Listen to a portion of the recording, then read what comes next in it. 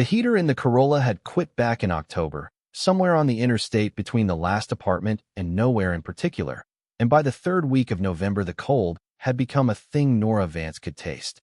Metal and old coffee, and the breath of two people sleeping in a car too small to hold a whole life. She kept the engine off to save the quarter tank she had left, and she kept Tess zipped into both their coats, and she kept her phone dimmed to the lowest setting so the battery would last until morning. It was on that screen, at 14 minutes past 2 with her daughter's knees pressed into her ribs, that she found the listing. County tax sale. One property. The photograph was so dark and so badly framed that at first she took it for a thumbnail that had failed to load. Then her eyes adjusted and she made out the shape of a building behind the overgrowth, a long porch sagging at one end, a roofline that dipped in the middle like the back of an old horse. The description ran 4 sentences. Former lodging house. Structural condition poor. Sold as is. No warranty, no utilities. Minimum bid, $350. She had $381 in her account, and she had not slept more than 2 hours, and she sat there in the dark doing the arithmetic of a person who has run out of every other kind of math. If you're enjoying this story so far, don't forget to hit the like button and subscribe. Drop a comment telling me where in the world you're watching from. I love hearing from you. She did not buy it that night.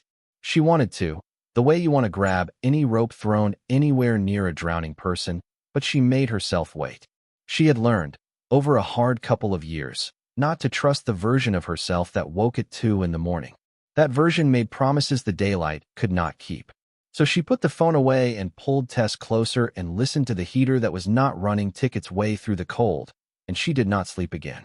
By the time the sun came up gray and reluctant over the parking lot of the truck stop where they had spent the night, the listing had not gone anywhere. That was the thing. That was what made her hands sweat against the steering wheel. The places that could save you usually closed before you reached them. The good jobs were filled, the cheap apartments were taken, the kindness was always spoken for.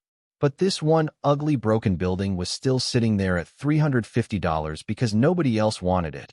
And for the first time in longer than she could remember, the thing nobody wanted was the exact thing she could afford. Tess woke the way she always did now, slowly, checking. The first thing the girl did every morning was look around to figure out where they were and whether her mother was still next to her. 6 years old should not have that reflex. Nora hated that she had given it to her. "Are we going somewhere?" Tess asked, her voice still thick with sleep. "Maybe," Nora said. "I'm thinking about it. A new place. Maybe a place that's ours." Tess sat up at that, blinking behind the glasses she should not have been wearing because they were the old prescription, the one from before her eyes had changed, the one Nora could not afford to replace yet. The left lens had a crack across the corner from where they had been knocked off a shelf in the shelter and stepped on by somebody in a hurry. Tess looked at the world through that crack every day and never once complained about it, and somehow that was worse than if she had. They had not always lived like this. Nora reminded herself of that fact the way some people said prayers, not because it changed anything, but because she needed to hear it. 2 years ago, she had a 1-bedroom on the 3rd floor of a building that smelled like other people's cooking, and a job at a chain hotel out by the airport where she cleaned 18 rooms a shift and learned every shortcut there was to learn about getting a stain out of a carpet and a stranger's hair out of a drain. It was not a good job, but it was a job, and it came with a schedule she could plan a child's life around. And on a slow night, the front desk would let her take home the muffins that had gone stale in the breakfast room. She had been, by the standards she allowed herself, all right. Then the hotel changed hands, and the new owners brought in a company that brought in their own people, and the company's people did not need a woman who knew how to coax a 40-year-old vacuum back to life. The severance was 2 weeks. The unemployment was a maze she could not always get through with the phone minutes she had. She found other work, a diner, then a second diner, then a warehouse that hired her in October and laid her off in December when the holiday rush ended. The way they hired everyone in October and laid everyone off in December, a fact that everybody in the warehouse seemed to understand except the people it happened to. Each fall was a little shorter than the last. Each landing was a little harder. The apartment went. The cheaper apartment went. The room she rented from a woman who turned out to drink went. And that one took the last of her deposits with it. And somewhere in all of that, Tess's father, who had never been much more than a phone number and an apology, stopped answering even the phone number. So now there was the car. and the shelter when the shelter had beds, which was less often than the city liked to pretend. And there was $381, and a daughter looking at the world through a crack in a lens, and a listing for a broken building in a town Nora had to look up on a map. The town was called Cobb Hollow. It sat up in the mountains about 90 miles from where she had spent the night, at the dead end of a state route that, according to the map, did not so much arrive anywhere as simply stop. There had been a railroad once, and a lumber operation, and back before any of T.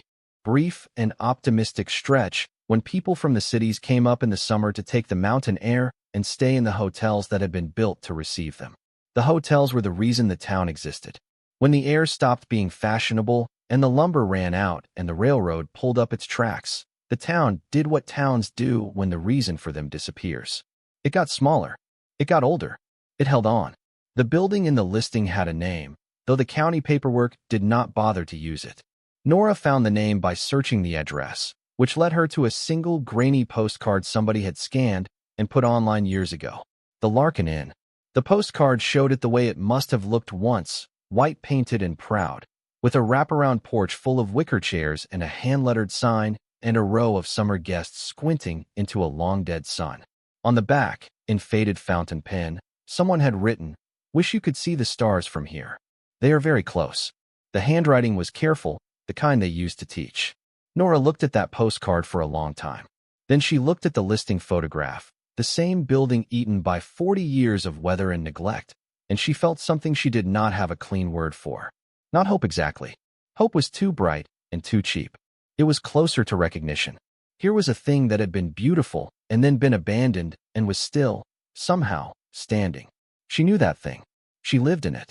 She called the number on the county website from the truck stop, standing outside in the cold because the signal was better there and because she did not want Tess to hear her voice if it broke.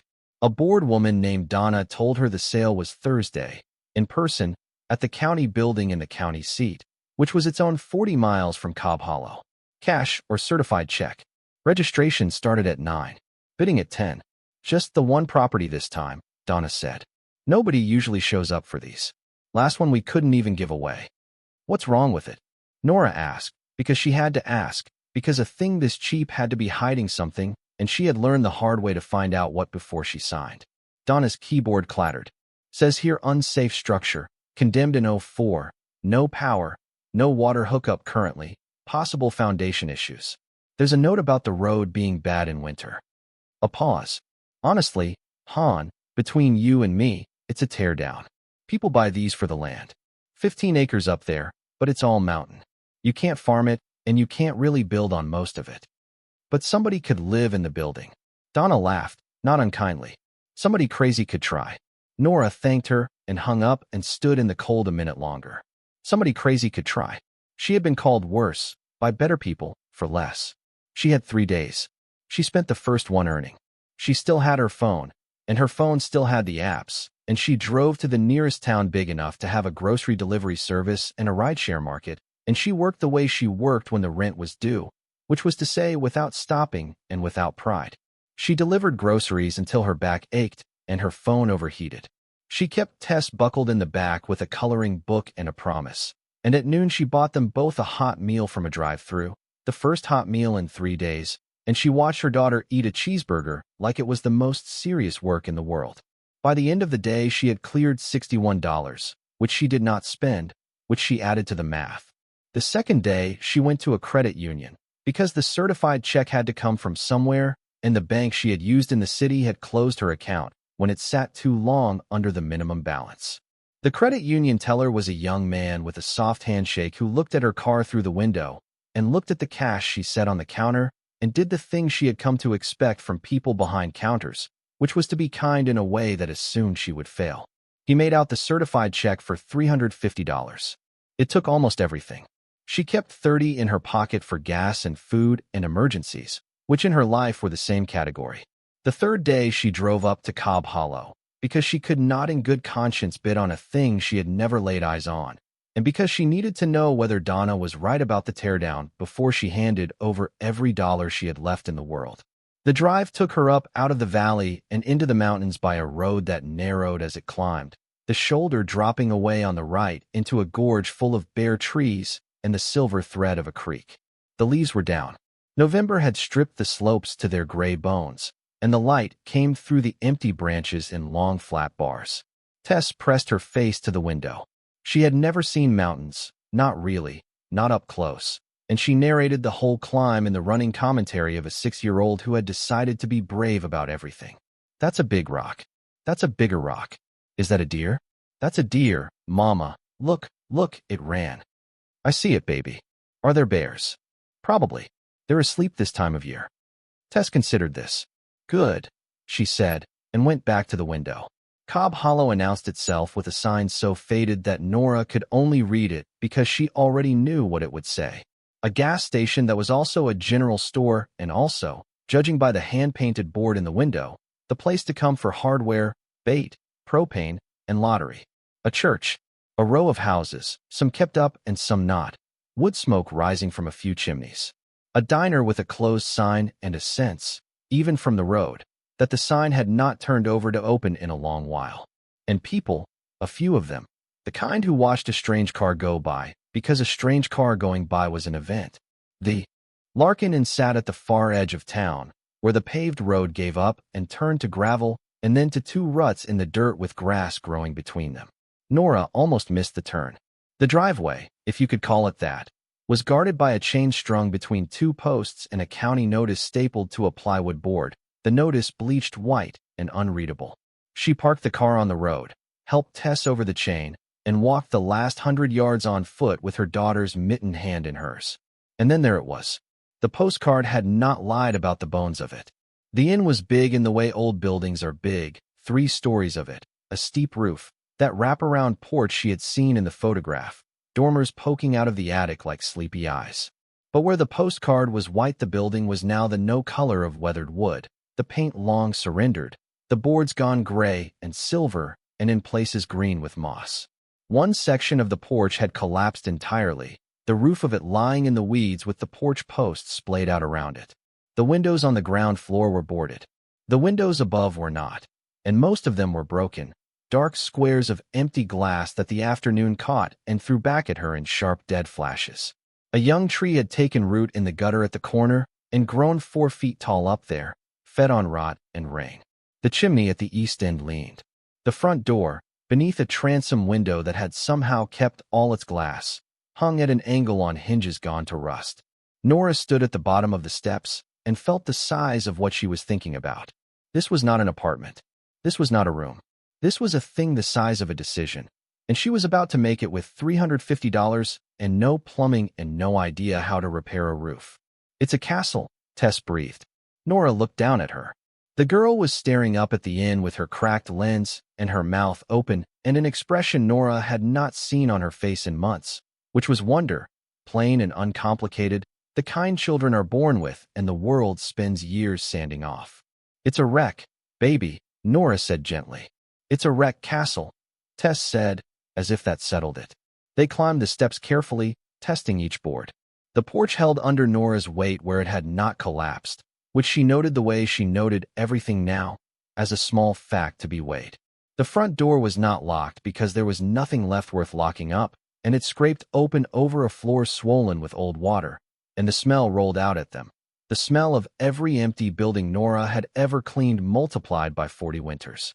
Wet wood and mouse and cold, and, underneath all of it, something older and not unpleasant, a mineral smell, like the inside of a cave, like stone that had never been warm. The lobby went up to full 3 stories. Somebody had built it that way on purpose, to take a person's breath when they came in from the porch, and even now with the plaster fallen in sheets and the registration desk reduced to a tilted wooden hulk and a chandelier hanging by a single rusted wire over the wreckage, it took Nora's breath. A grand staircase swept up to a landing and split in 2. Light came down from somewhere high above, through a hole in the roof maybe, and lay across the ruined floor in a long soft column full of slow dust. Tess let go of her hand and walked straight into the light and turned around in it with her arms out, and Nora let her, because she could not have stopped her, because she was busy doing arithmetic of a different kind, the kind that has no numbers in it. She did the walk-through she would have done for any property, the walk-through her years of cleaning had drilled into her. She found the things that were wrong, and there were many. The roof was failing in at least 3 places she could see, and probably more she could not. The east wing was unsound, the floor there spongy under a careful foot, and she did not let Tess follow her into it. The kitchen at the back was a ruin of rust, the great old range tipped on its side. The shelves collapsed. There was no power. There was no water she could find, though there was a hand pump in the yard that had been capped with concrete. Animals had lived here, generations of them, and their leaving was everywhere. But she found other things too, and she was honest enough with herself to weigh those. The frame of the building, where she could get at it, was made of timber a hand could not span, oak and chestnut cut from this very mountain 100 years ago, when there were still chestnuts to cut, and where the water had not gotten to it the wood was sound as iron. The stone foundation, where she could see it through the gaps, was laid by someone who had known what they were doing. Big dressed blocks fitted close. Whoever built the Larkin Inn had built it to outlive them, and it had, and it would keep on. The damage was the kind of damage that comes from neglect, not from a flaw in the thing itself. Nora knew the difference. She had spent her whole life being the second kind of thing, the kind that was sound underneath and only needed someone to stop the water from getting in. She came back out onto the porch as the light was going. The mountains had turned blue, and then the deep blue that comes before dark, and the air had a knife in it. Tess was on the bottom step counting the stars as they came out, and there were already more of them than the girl had ever seen, because there were no city lights up here to drown them, and Nora remembered the postcard. Wish you could see the stars from here. They are very close. She looked up. They were. Mama, Tess said, if we lived here, I could have a whole room. I could have the room with the window where the tree is. You can't have the room with the tree, baby. The tree's the problem. Then a different room. There's a lot of rooms, Nora admitted. How many? Nora had counted out. Of habit. 11 up top. Some down here. Tess turned that over with the gravity she gave to large numbers. We could have a different room every day, she decided. For a week and a half. Nora sat down beside her on the cold step and put her arm around her daughter and did not say anything for a while. Below them the town showed itself as a handful of yellow windows. Above them the sky filled in. And she made the decision the way she had known since 2 in the morning 3 nights ago that she would make it, which was completely and without a net. They slept in the car at the trailhead lot just below the inn, because she could not bring herself to drive the 90 miles back down only to drive them up again, and because it cost nothing, and because some part of her wanted to wake up in the morning and see the building still there. In the gray of dawn, she made Tess a breakfast of a granola bar and half a banana and the last of the milk, and she fixed the girl's hair with her fingers, and she drove the 40 miles to the county seat with the certified check in the inside pocket of her coat, and her heart going like something trapped. The county building was brick and tired. The room where they held the sale was on the 2nd floor, with folding chairs and a folding table and a flag in the corner and a clock that ran 4 minutes fast. Nora signed in with a clerk who handed her a paddle with the number 4 written on it in marker, which told her there were not many bidders, which should have made her feel better and did not. She found a seat near the back and sat Tess beside her with the coloring book and a stern, loving instruction to be a statue, and she watched the room fill, slowly, with the kind of people who came to county sales. A couple of older men in canvas coats who seemed to know each other and the clerk and to be there mostly for something to do. A young couple with a tablet, talking in low voices about square footage. And then, 10 minutes before the hour, a man who did not belong, and who knew it, and who liked it that way. He came in talking on his phone, finishing some other conversation, the way important men arrive everywhere, with one foot still in the place they just were. He was maybe 50, well kept, in a quilted vest over a checked shirt that was meant to say, I am a countryman at heart, but had been pressed by someone he paid. He had the kind of tan you get on a boat or a golf course in a month when other people are working. He scanned the room, and Nora watched him price everyone in it in about 2 seconds, the way she had watched 100 front desk managers and warehouse supervisors and landlords price her, and she watched his eyes pass over her and her daughter and the cracked lens and the coloring book and dismiss them entirely, file them under nothing, before he sat down in the front row and stretched out his legs like he had paid for the room. She would learn his name was Garrett Pruitt soon enough. She would learn that he owned half the rentals in the valley and a contracting company and a slice of the bank, and that for 2 years he had been trying to get the county to let him buy the Larkin parcel for the land, and that the county, in its slow way, had finally put it up for public sale, which annoyed him, because public sale meant he had to show up in a folding chair like a regular person and bid against whoever wandered in. But she did not know any of that yet. All she knew yet was that he had looked at her and seen nothing, and that the seeing nothing had a weight to it she recognized in her body before her mind caught up. The clerk read the rules in a flat voice. The auctioneer turned out to be a woman named Pam with reading glasses on a chain and no patience for theater. They moved through two small lots first, a seized utility trailer and a parcel of swampy bottomland that the young couple bought for almost nothing and seemed thrilled about. Then Pam looked at her sheet and said, "All right, last lot. The Larkin property up at Cobb Hollow. 15.2 acres and improvements, such as they are." A couple of the canvas coat men chuckled at such as they are. Condemned structure, sold as is, no warranty. We open at $350. Do I have $350? Nora raised her paddle before she could let herself think about it. $350. Pam nodded. $350 from number 4. Do I hear $5,000, said Garrett Pruitt, without turning around, in the bored voice of a man ordering a coffee. The room shifted.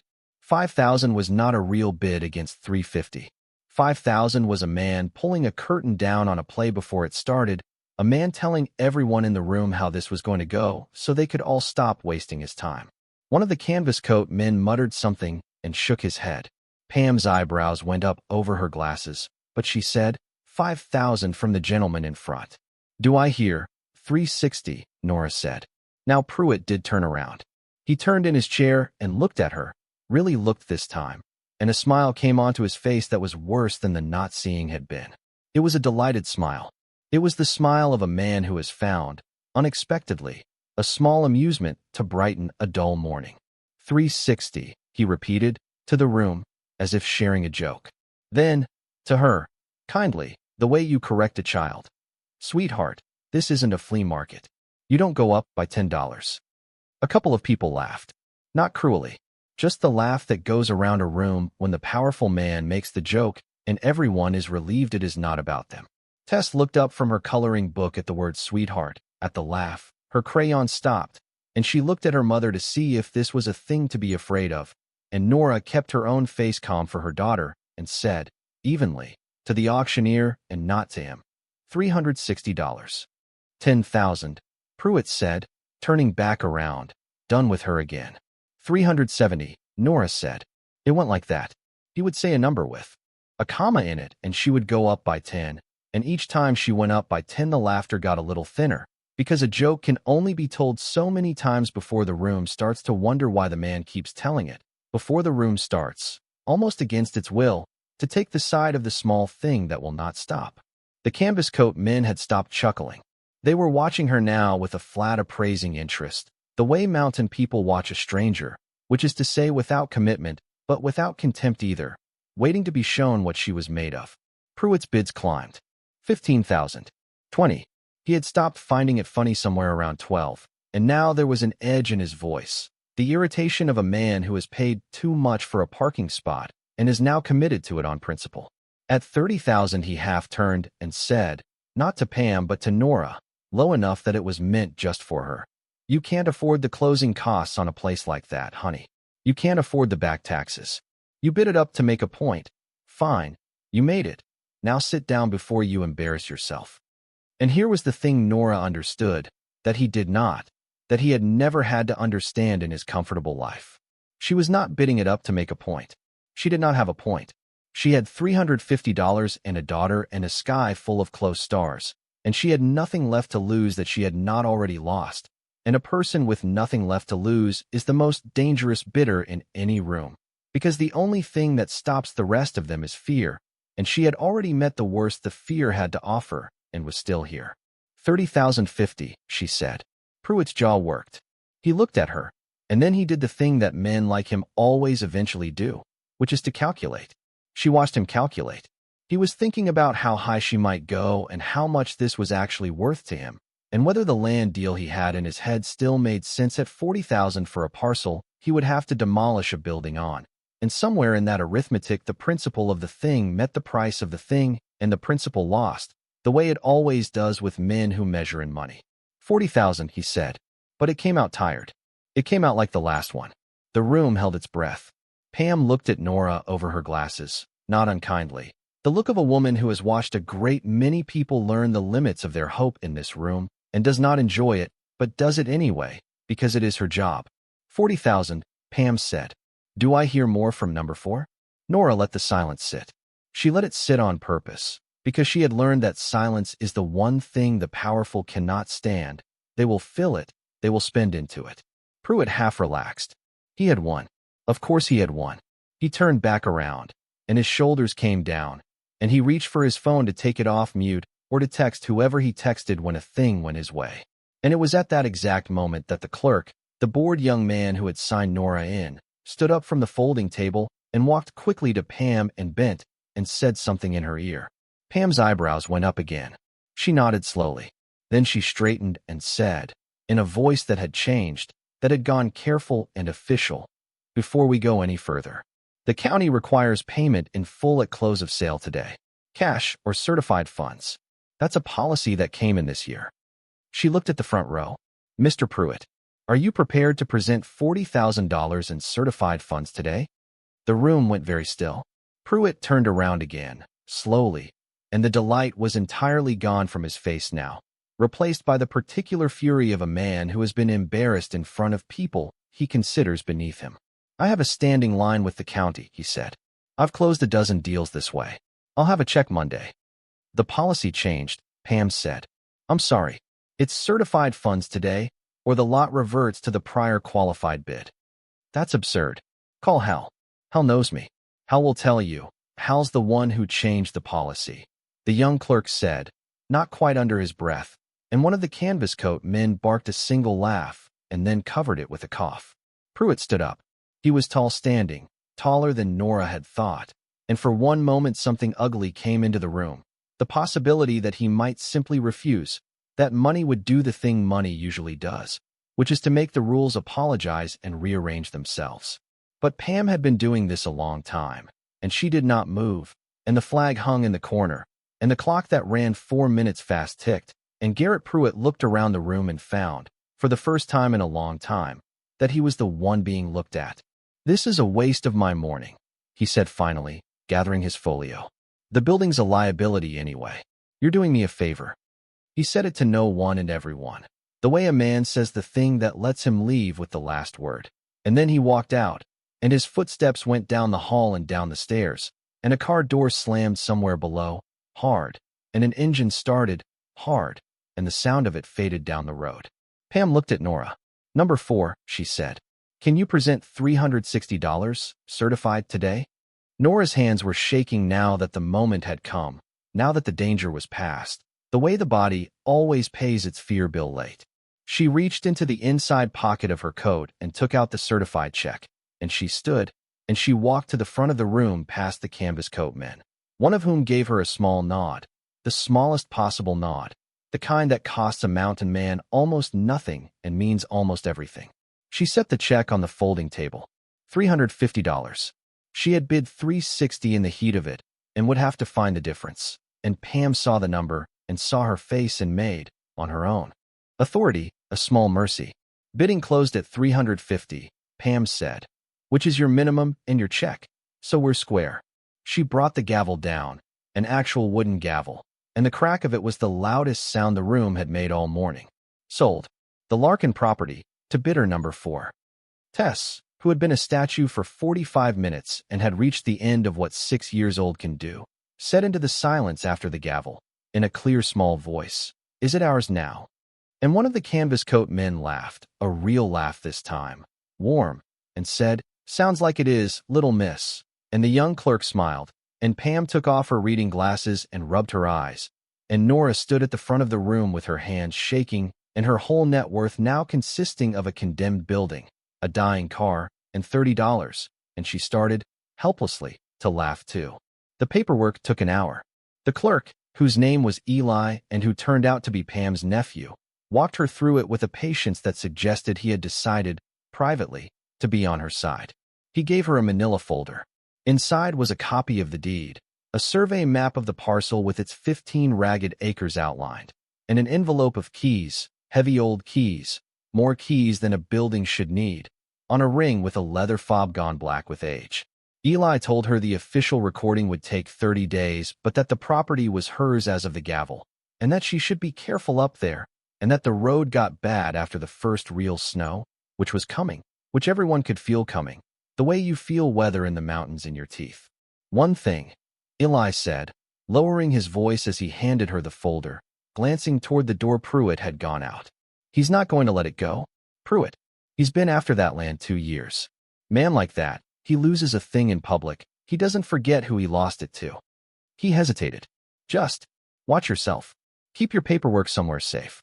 And the recording, the 30 days, that's when it's really, fully yours. Until then. He shrugged, a young man's shrug at the size of the world. Just keep your head down till then. Nora thanked him. She did not tell him that keeping her head down was the only skill the last 2 years had truly taught her. They drove back up to Cobb Hollow that afternoon, the long climb again, Tess narrating the rocks and the deer, and now, with the ferocity of ownership, the trees. Our trees. Our rocks. Is that our deer? On the way through town, Nora stopped at the gas station store, because she had $30 and needed it to last, and because she needed to know whether the town would sell to her or sell her out, which in a place this small were the same question. The store smelled of wood smoke and old wood, and the sweet chemical smell of penny candy. A woman stood behind the counter, somewhere past 70, with a long gray braid and reading glasses and a flannel shirt buttoned to the throat, going through a ledger by hand the way people did before computers and after they stopped trusting them. She did not look up when the bell over the door rang. She finished her column. Then she set down her pen and looked at Nora over the glasses, and then she looked past Nora at Tess, who had gone straight to the candy with the unerring instinct of the young, and something in the old woman's face moved, just slightly, like a door opening a crack. You're the one bought the Larkin place, the old woman said. It was not a question. News travels 40 miles up a mountain faster than a car can. I am, Nora said.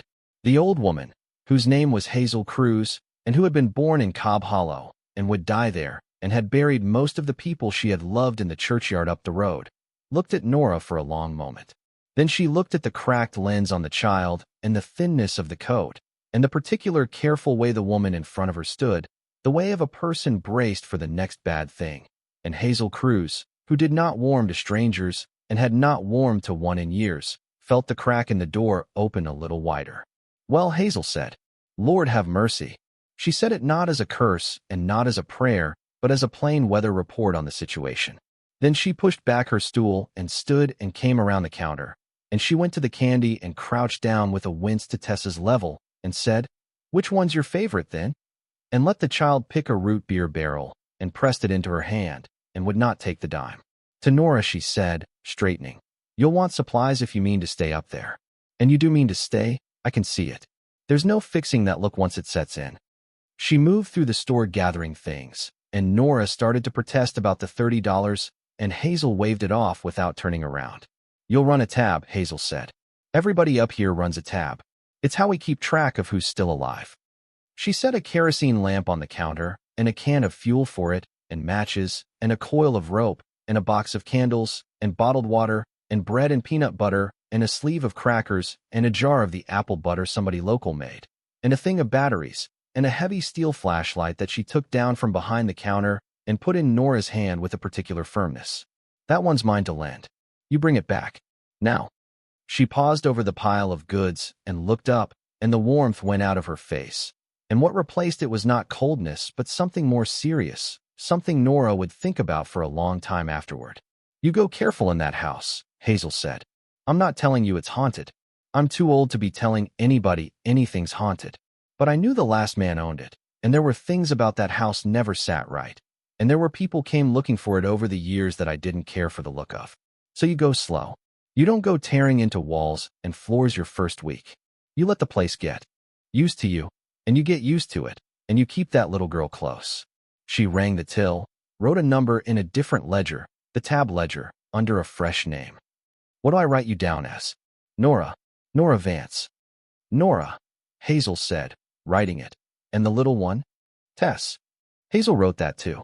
Then she set down the pen and looked at the two of them, the young mother and the small girl with the candy and the cracked lens, and she said, almost to herself. 40 years that place sat empty, and the county couldn't give it away. And here you come. She shook her head slowly. I don't believe in much anymore. But I'll tell you, child, I half believe the house was waiting on somebody.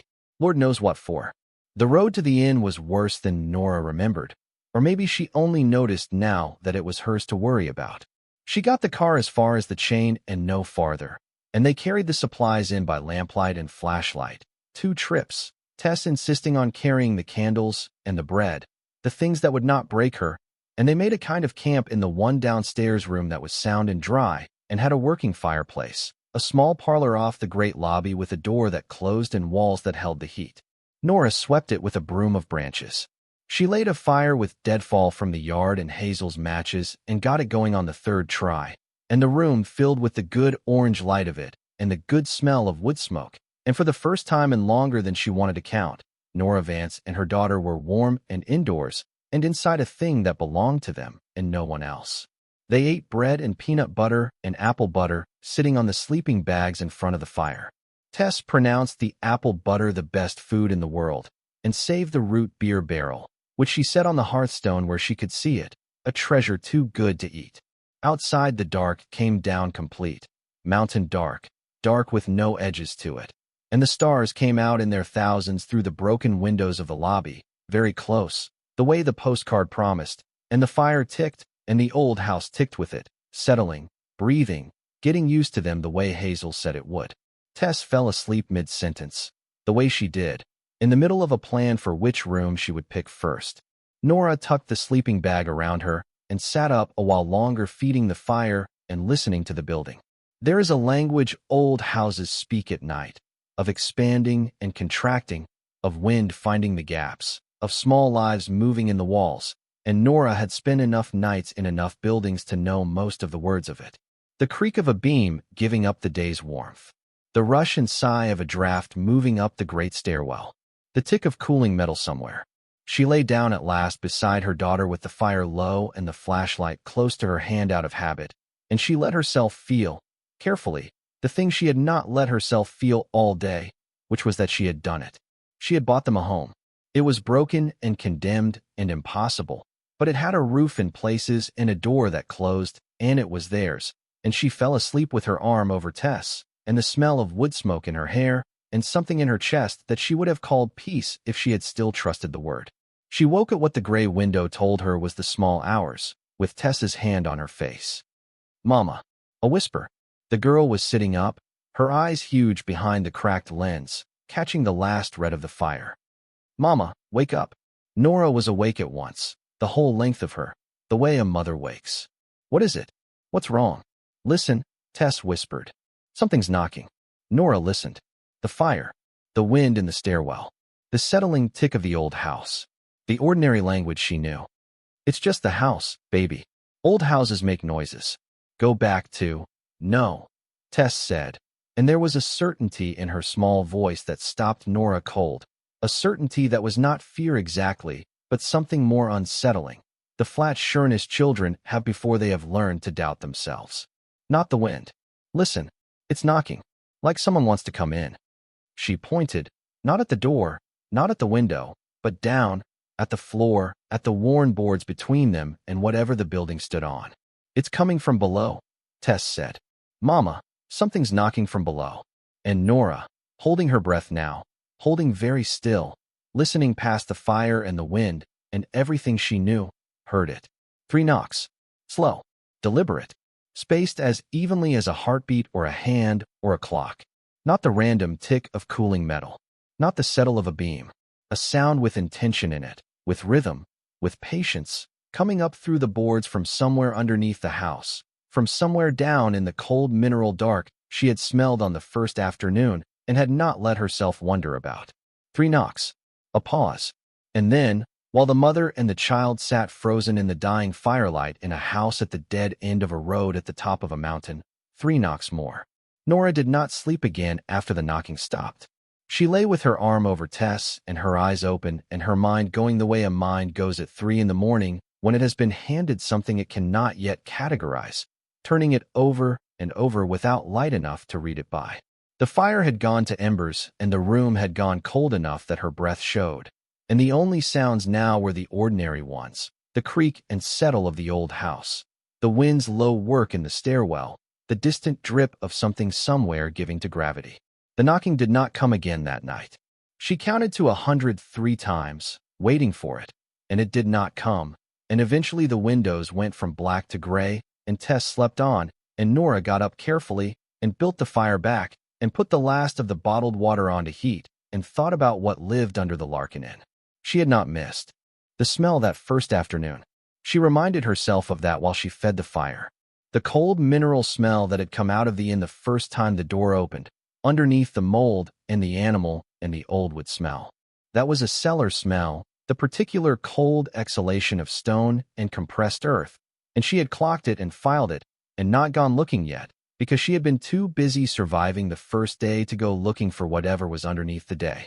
Now she thought about what Hazel had said. You don't go tearing into walls and floors your first week. You let the place get used to you. But the knocking had not seemed like something willing to wait, and neither was Nora. She left Tess asleep and walked the ground floor alone in the gray morning light with Hazel's flashlight and her own methodical eye. The lobby. The dining room, stripped bare, the long tables gone but the chair rail still running the room at exactly 42 inches, the measurement she knew from years of rehanging things that fell. A butler's pantry with empty shelves and a broken window stuffed with an ancient cloth. The kitchen, the worst of the ground floor, the floor listing badly toward the east wall where the drain had failed and years of slow water had worked at the foundation. She stepped carefully, testing, keeping her weight distributed, reading the floor the way you read ice. In the far corner of the kitchen, behind the fallen range and a pile of collapsed shelving, she found the door. It was not hidden, exactly. Someone who had come in looking for it would have found it in a few minutes.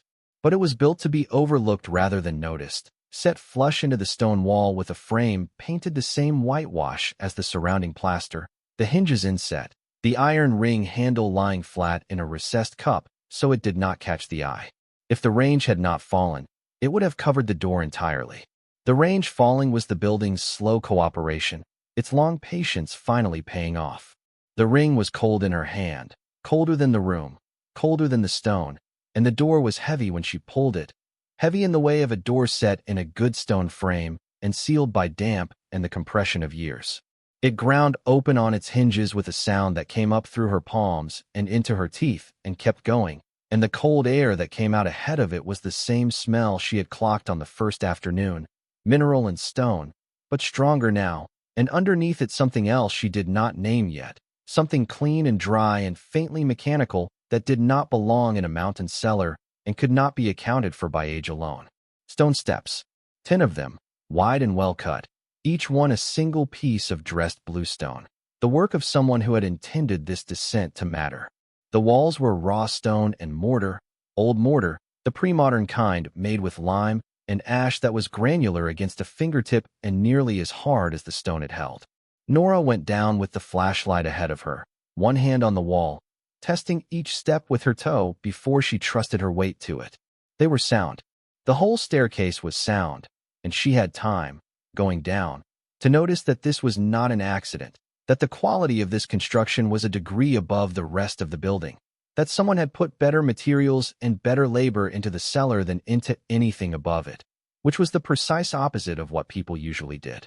The cellar floor was packed earth in most of it, but before the flagstones started she could see that the walls were reinforced in a way the upper cellar was not, steel rods set into fresh concrete pours that were newer than the rest of the building by decades, the way a person might reinforce a room they had decided to protect. Old wooden shelves ran 2 of the walls, mostly bare, holding only the dust and the occasional rusted can, the debris of a business long closed. The ceiling was low, beamed, close over her head, and at the far wall, beyond the shelves, behind a section of framing that someone had built to look like a storage partition, and that stood out to Nora's eye the way a lie stands out to a person who has heard too many of them. There was the door. She moved the partition aside. It was plywood on a frame, not load-bearing, a screen rather than a wall, and it came away easily when she worked her fingers behind it and pulled. Behind it, set directly into the cellar's stone wall, was a vault door. She stood in front of it with the flashlight and did not say anything, because there was no one to say anything to, and she looked at it for a long time the way you look at something that is going to change everything, and you are not ready yet, but you do not have the option of not being ready. It was big. That was the first thing she absorbed. Bigger than a safe, bigger than a gun cabinet, bigger than any residential storage she had ever seen. 3 feet wide and close to 5 feet tall, she estimated. Steel, painted over once and the paint long gone to rust blush at the edges, but the metal beneath intact, the seams between door and frame tight enough that she could not fit a fingernail into them. A wheel handle at the center, spoked, the kind she had seen in photographs of bank vaults. A combination dial above the wheel, chrome face, black numbers. A manufacturer's plate, small, embossed, screwed into the upper right corner. She brought the flashlight close and read it through the grime. Mosler Safe Company, Cincinnati, Model 44. Installed, she made out with difficulty, 1971. A bank vault door. In the cellar of a condemned country inn at the dead end of a mountain road in a town of 400 people. She tried the wheel handle, knowing already what it would do, and it did it, locked solid. Not a suggestion of give. The steel bolts inside it seated with the finality of something that had been waiting 50 years to be asked and did not intend to answer yet. Then, in the silence, she heard it again. 3 knocks. Slow. And even, coming from behind the vault door, from within the wall itself, from the mechanical dark inside, whatever Silas Reeves had spent his life building under this house. She stepped back. Not from fear, though her heart was loud. From the recognition that this sound was not supernatural or random. It had a quality she could now identify, the sound of a valve releasing pressure, a pneumatic knock, the kind that comes from old plumbing or old machinery cycling through a sequence. It was a mechanism. Something inside the wall or within the vault itself was running on a schedule, releasing something, maintaining something, keeping something alive. The knocking she and Tess had heard through the floorboards at 3 in the morning was a machine, old and faithful, doing exactly what it had been set to do half a century ago. She stood there in the cold cellar with the flashlight beam touching the Mosler door and the sound of the mechanism settling back into silence, and she thought about what Hazel had said. Lord knows what for. And she thought about what was going to be required of her now, which was patience she was not sure she had, and help she was not sure how to ask for. Tess was awake and standing at the top of the cellar stairs when Nora came up, holding the flashlight Nora had left with her and wearing both their coats over her pajamas, doing her determined impression of someone who was not scared. I heard it again, Tess said. I know. Come down here. I want to show you something. She took her daughter's hand and they went down together, and Tess saw the vault door and said nothing for a moment, which was unusual for Tess, and then she said, very quietly, Is there someone inside? No, baby. It's a safe. A very old, very big safe. What's inside it? Nora looked at the door, at the wheel and the dial and the Mosler plate, at the 50 years of sealed silence behind it. I don't know yet, she said honestly, but I'm going to find out. She did not tell Tess about the knocking being a machine. She let the girl believe it a while longer, because a mystery with a mechanical answer is still a mystery until you know the mechanism, and because Tess had said something at 3 in the morning with her flat 6-year-old certainty that Nora had not stopped turning over. Something's knocking from below, like someone wants to come in. And Nora thought now, standing in front of the vault door, that it might be more useful to ask the other question, not what was knocking to get out, but what had been waiting, all this time, for someone to let it in. She went to Hazel that morning. She drove the car down through town slowly, watching the houses the way she was beginning to watch things in Cobb Hollow, reading them for information. Most were lived in and kept. A few were closed, curtains drawn, the woodpile gone to nothing, the mail slot sealed with tape against the drafts. The town was not dying, but it was not full of life either. It had the air of a place that had made its peace with being smaller than it used to be and was not sure whether the peace was wisdom or defeat. The store was open. Hazel was behind the counter in the same flannel shirt or a different one exactly like it, going through the same ledger or a different one exactly like it. And she looked up when the bell rang and looked at Nora's face and said, before Nora had spoken, "Sit down. I'll get the coffee." She poured 2 mugs from a pot that had been sitting a while and set Tess up with a coloring book from a rack near the door, a new one, and she brought the mugs to the counter and sat back on her stool and waited. Nora told her about the cellar and the vault door and the knocking. Hazel listened with her hands around her mug and her face still and her eyes working the way old eyes work when they are sorting memory. When Nora finished, Hazel was quiet for a while. Then she said, Silas. Silas Reeves, Nora said. That's who owned it last. The county records said. Owned it 30-some years. Bought it in '68 when it had been closed for a decade already, after the Larkin family gave up trying to run it. Silas didn't try to run it. Never opened the doors to a paying guest, not once. He just lived in it. Hazel turned her mug in her hands. People thought he was strange. Well, he was strange, but not the kind of strange that hurts anybody. He was the kind that keeps to himself. He had his routines. He'd come down for supplies every Friday, regular as anything. Never said much. Never complained. Never owed me a week's tab in 30 years, which made him better than most. She paused. He had been a jeweler. Before he came here. In the city, somewhere east. He never said which city, and I never asked. He had the hands for it. Fine hands. The kind that can do small work. She looked at her own hands, large and work-worn. He told me once that he'd had a bad experience with banks. He said it the way people say a thing they have thought through to the far side of, where there's no more heat in it, just the fact. A bad experience with banks. He was maybe 70 when he said it, and the way he said it, I thought whatever happened had happened when he was young. The Depression maybe, or close to it. He was that old. She drank her coffee. He died in 2001. February. The pastor found him. He'd been a church-going man, one of the few things he had in common with the rest of the town. Pastor Coyle found him in the kitchen when he didn't come to service 2 Sundays running. The county took it for back taxes, Nora said. He had no family anybody knew about. No will that got filed. The county waited 5 years, trying to find heirs, and when nobody came they took it. Hazel set down her mug. I want to ask you something, and I want you to answer it straight. She looked at Nora directly, the glasses off now, her eyes without the lens between them sharp and pale and the color of winter sky. That vault. Did you go? Looking for it. Did someone tell you it was there? I found it because of the knocking, Nora said. Tess heard it first. I didn't know there was a cellar until this morning. Hazel studied her for a long moment. Then something in her face settled, a decision made. All right, then I'll tell you the other thing. She leaned forward.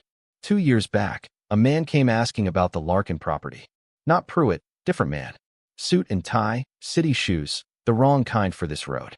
He told me he was looking into the history of the place for a client. He wanted to know if there had ever been any unusual activity there, if Silas had ever mentioned anything about the structure, the cellar, anything below grade. He was careful about how he asked, but not careful enough, because the careful questions are the ones that tell you the most. She straightened. I told him nothing.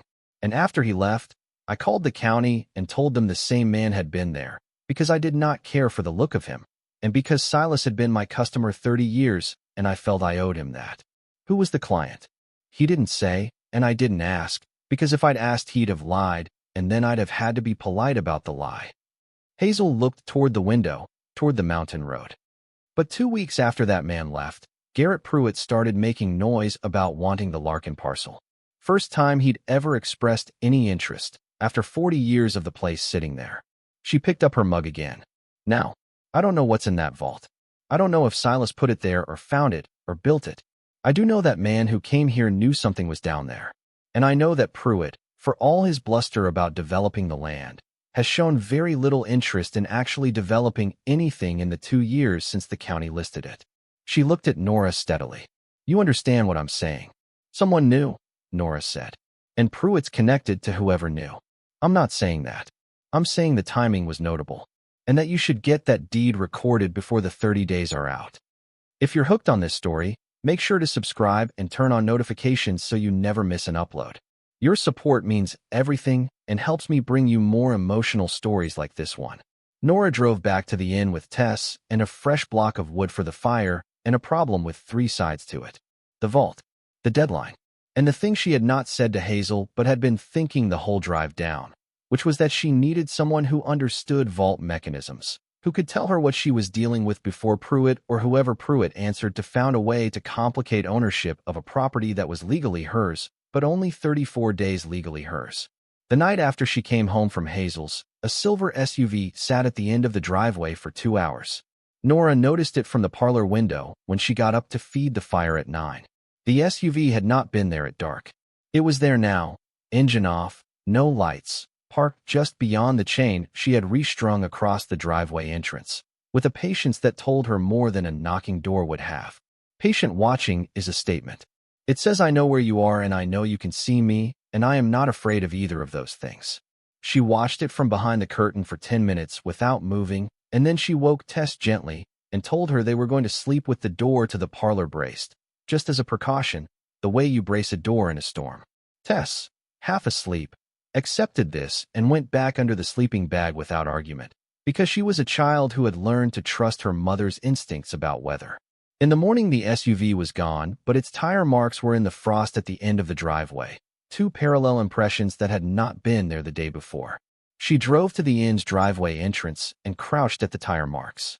The tread was wide, commercial weight, the kind of vehicle that costs more than most people make in a year. She stood there a moment in the cold, looking at what the frost had preserved of last night's watching, and she felt something she had not let herself feel since the auction, which was the specific and familiar cold of being someone who could not afford to be wrong. She called Eli at the county office. He answered on the second ring. She asked about the recording. 14 days out, Eli said. We're on track. I put a note on the file myself. A pause. Something happened? She described the SUV. Eli was quiet for a moment. Do you have the deed copy with you? The one I gave you? Yes. Keep it on you. Like in your coat, where you have it all the time. And if anyone presents you with paperwork, anything that looks official, don't sign anything without calling me first. I mean anyone. I mean if a man in a uniform shows up with county letterhead. Another pause, longer. Pruitt has a lawyer who specializes in title disputes. I'm not saying that's happening. I'm saying be careful. She thanked him and hung up and sat in the car a moment with the deed copy in her hand, the photocopy of the paper that said the Larkin property belonged to Nora Vance. And she put it in the inside pocket of her coat, where she kept it from that day forward, folded against her chest like something alive. Pruitt himself came the next afternoon. He came up the drive on foot, since the chain was across it, and she was in the yard splitting deadfall she had found at the tree line when she heard the crunch of gravel and turned and saw him coming. He was dressed the same way he had been at the auction, the pressed countryman clothes, the Rolex, but something had changed in his face. The amusement was entirely gone.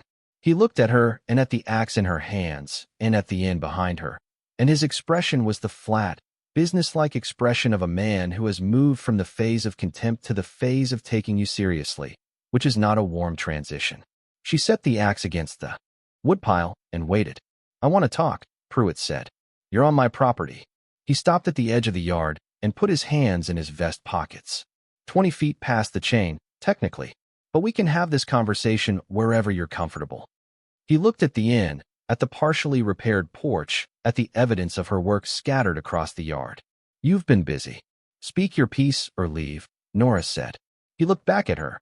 I'll buy it, he said. Right now, before the deed records. I'll pay you $8,000, which is more than 20 times what you paid, and I'll have a check written today. You take your profit and you find somewhere sensible to live, and you walk away from a problem you don't fully understand yet. He let the last phrase sit a moment, the way a man drops something heavy to hear the sound it makes. I'm doing you a favor. The deed records in 14 days, Nora said.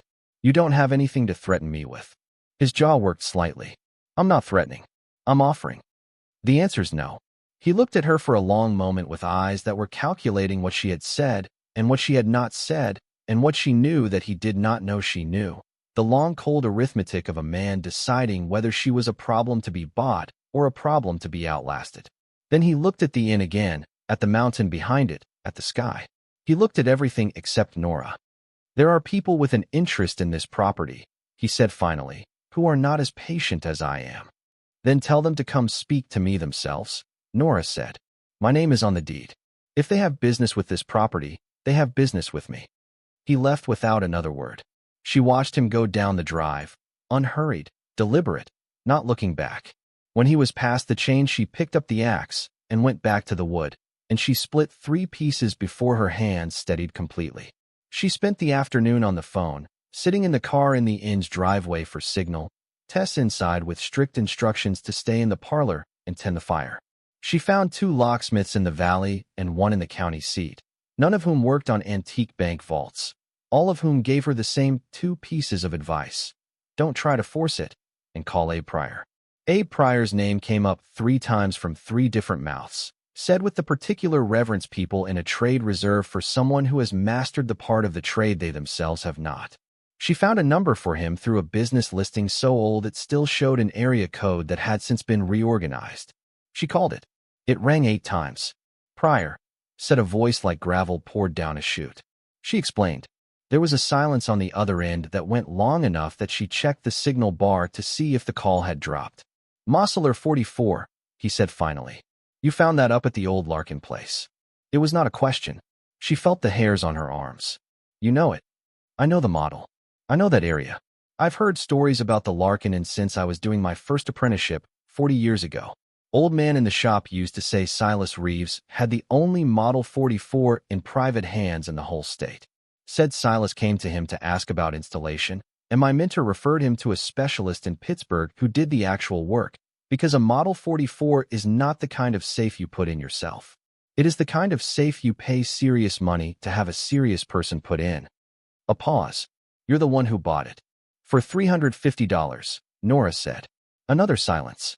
Then, with something that might have been the very beginning of a laugh, I'll come Thursday. Don't touch the dial.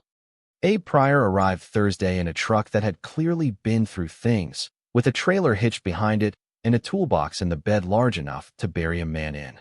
He was short and wide and moved like someone who had spent 40 years lifting things too heavy for one person and had adjusted his architecture accordingly. 70, maybe, or past it. His hair gone entirely and his face mapped with lines. Wearing canvas work pants and a shirt with the sleeves rolled over forearms roped with old muscle and stained permanently at the wrists with graphite and machine oil. He looked at in the way tradespeople look at a job, not at the beauty of it or the sadness of it, but at the work. Nora walked him through the house.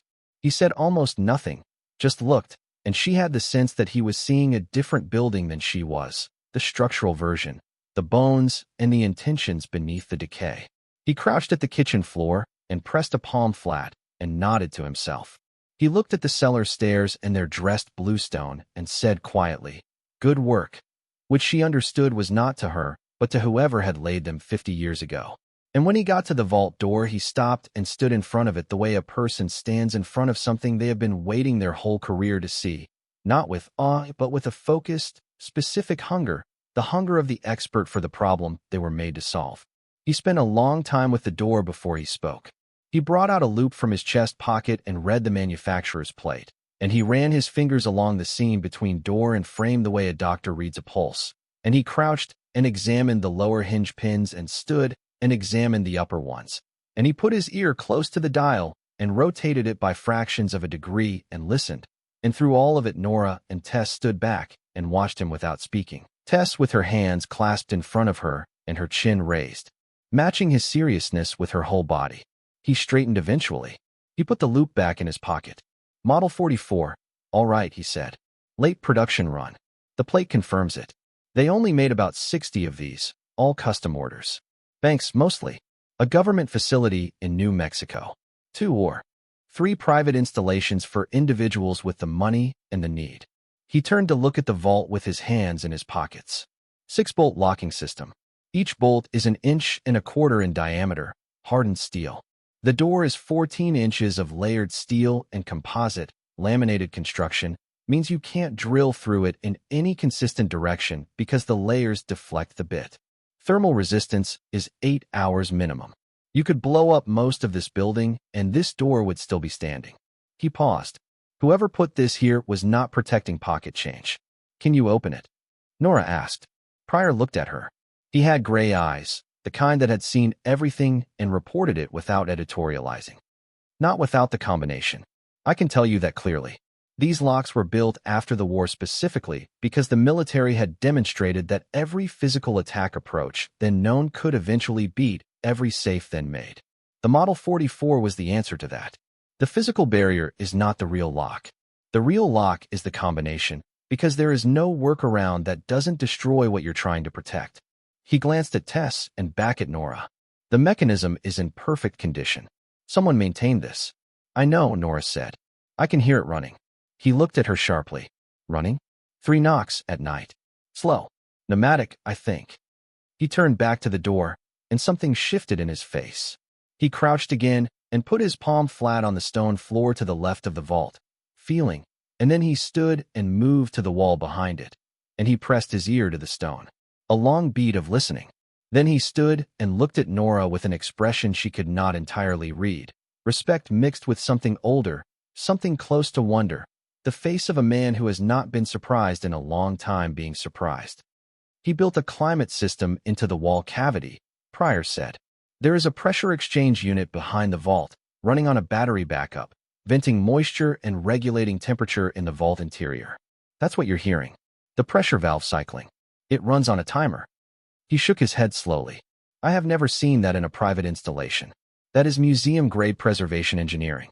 Silas Reeves installed the equivalent of a climate-controlled archive in the cellar of a mountain inn. He looked at the vault door one more time.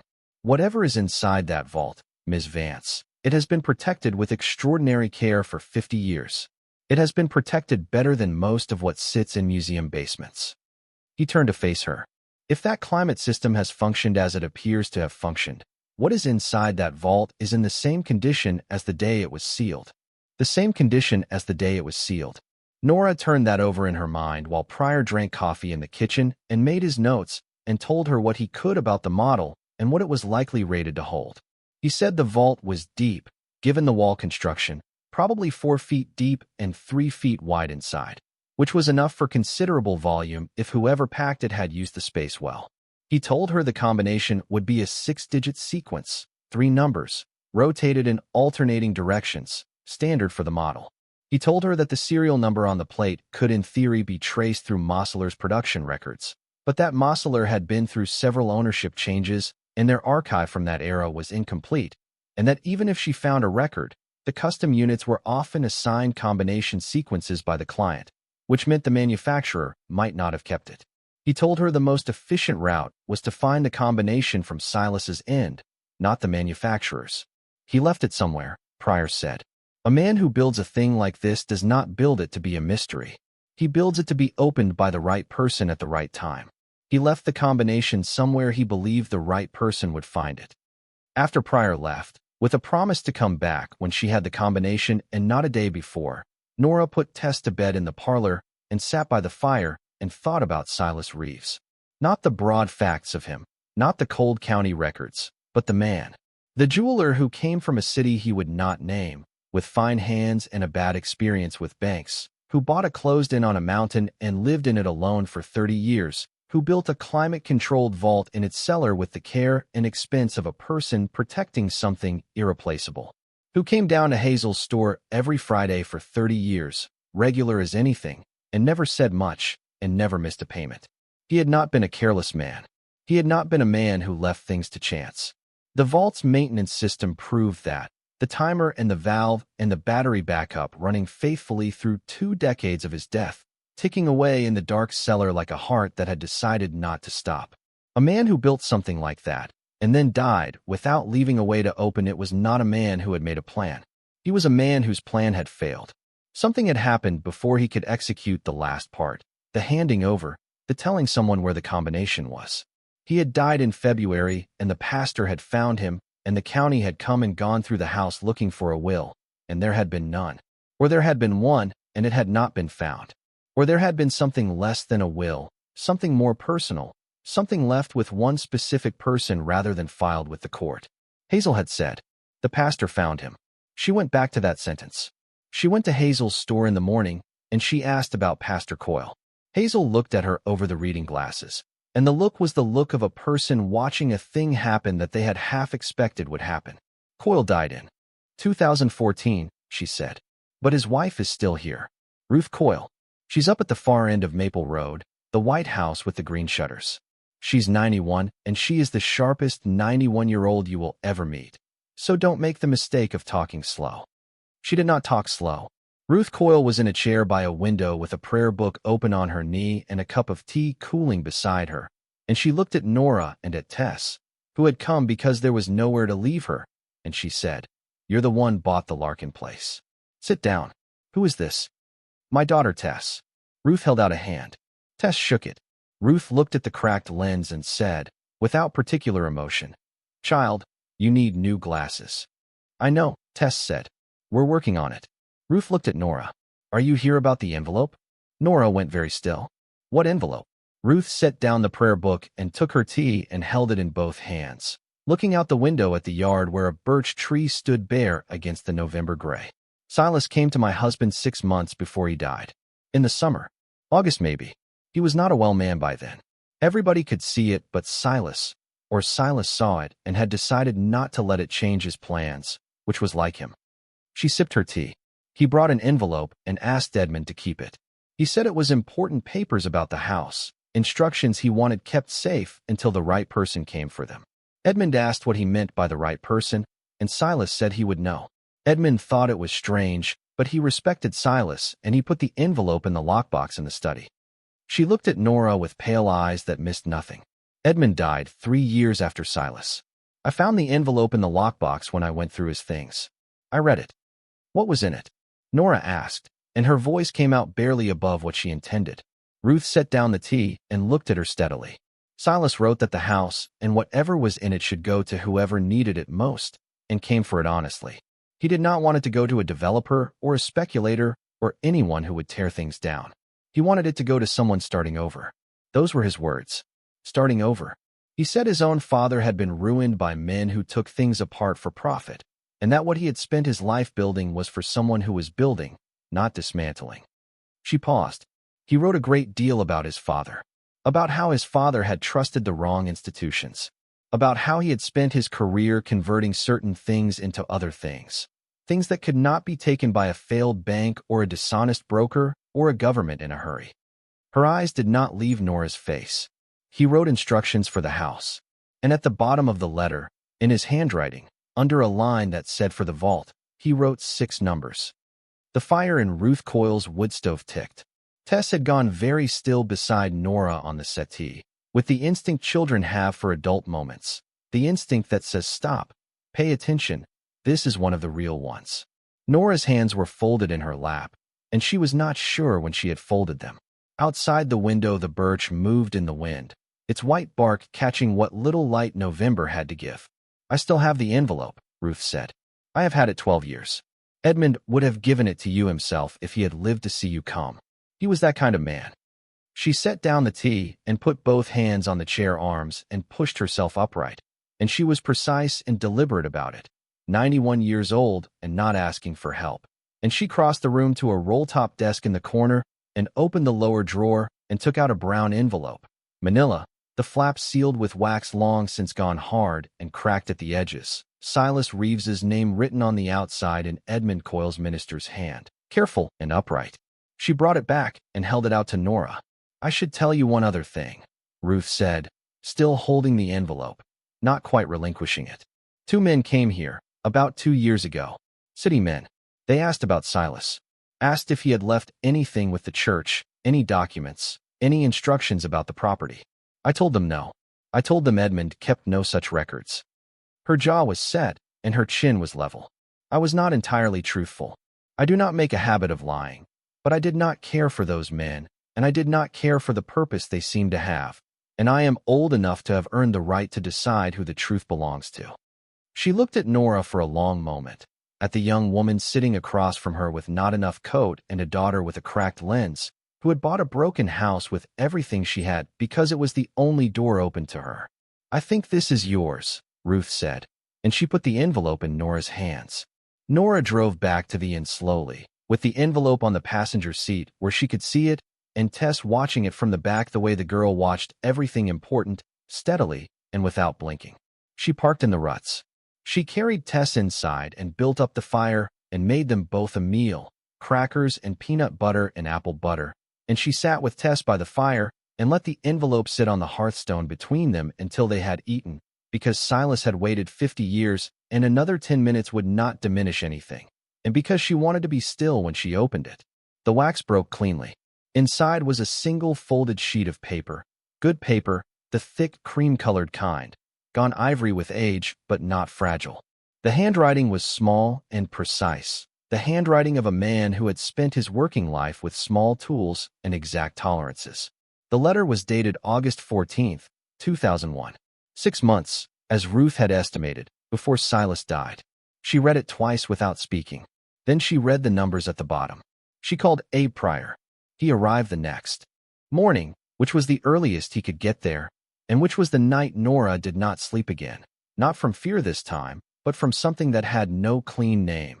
The feeling of standing at the edge of a thing before the thing is confirmed, before the world adjusts to contain it. She lay by the fire with Tess and listened to the vault's pressure valve knock 3 times in the deep of the night, faithful as it had been for 50 years, and she thought about Silas and his father and the bad experience with banks and the fine jeweler's hands. She thought about the word he had used in the letter. She had read it twice, and she would not stop hearing it. He had written, in his precise small hand, "I built this for someone who is starting over. If you have found it, and you need it, then it is yours. I made it for you, whoever you are. Use it to build something that lasts." In the morning she fed Tess and waited, and at 9:47 Pryor's truck came up the ruts and parked, and he climbed out with his canvas coat and his toolbox, and he did not waste time on pleasantries. They went through the house. They went down the cellar stairs. They stood in front of the vault door, all 3 of them. Tess too, because Tess had been in it from the first knock and Nora was not willing to leave her out of the moment that followed. Pryor looked at the numbers Nora read from the letter and transcribed onto a slip of paper. He studied them. He looked at the combination dial. He nodded once, not at her, at the problem, the acknowledgement of a craftsman recognizing another craftsman's logic. "Standard 3-number, 6-digit sequence," he said. "You'll need 4 full clockwise rotations to clear the mechanism before you start. Then stop at the first number going clockwise, then the second going counterclockwise, then the third clockwise. If the combination is correct, you'll feel the bolt mechanism release before you get to the handle." He looked at her. "You want to do it, or you want me to?" "I'll do it," Nora said. He stepped back. Tess pressed in beside her mother, one hand holding the hem of Nora's coat, not pulling, just present, just in contact, the way she had held on through the car and the shelter and the months before the car. Nora reached out and put her hand on the combination dial. The chrome was cold. The knurled edge bit pleasantly into her fingertips. She could feel the mechanism through the metal, the tiny suspended weight of it, decades of precision balanced at the touch. For clockwise rotations, the dial moved smoothly, better than it had any right to after 50 years, because Silas had built it to move smoothly, or because the climate system had kept the lubricants from thickening, or both. She rotated it and felt the mechanism clear, felt the faint click of the locking index returning to neutral. First number. She turned clockwise and stopped. Second number. Counterclockwise, past the first number, stop. Third number. Clockwise. She turned slowly, feeling for it, and there. A click, deeper than the surface sound of the dial. A click that came from inside the door and traveled through the metal to her fingers, as clear as a word. She put her hand on the wheel handle. She looked at Tess. Tess looked back at her with the cracked lens and the straight chin and both hands now gripping Nora's coat hem, and gave a single solemn nod. Nora turned the wheel.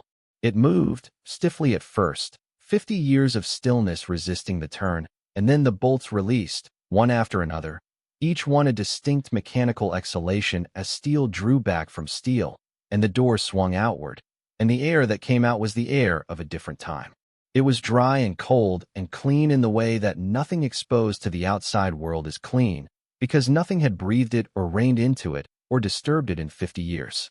It carried no smell of mold, no rot, nothing of the building above it.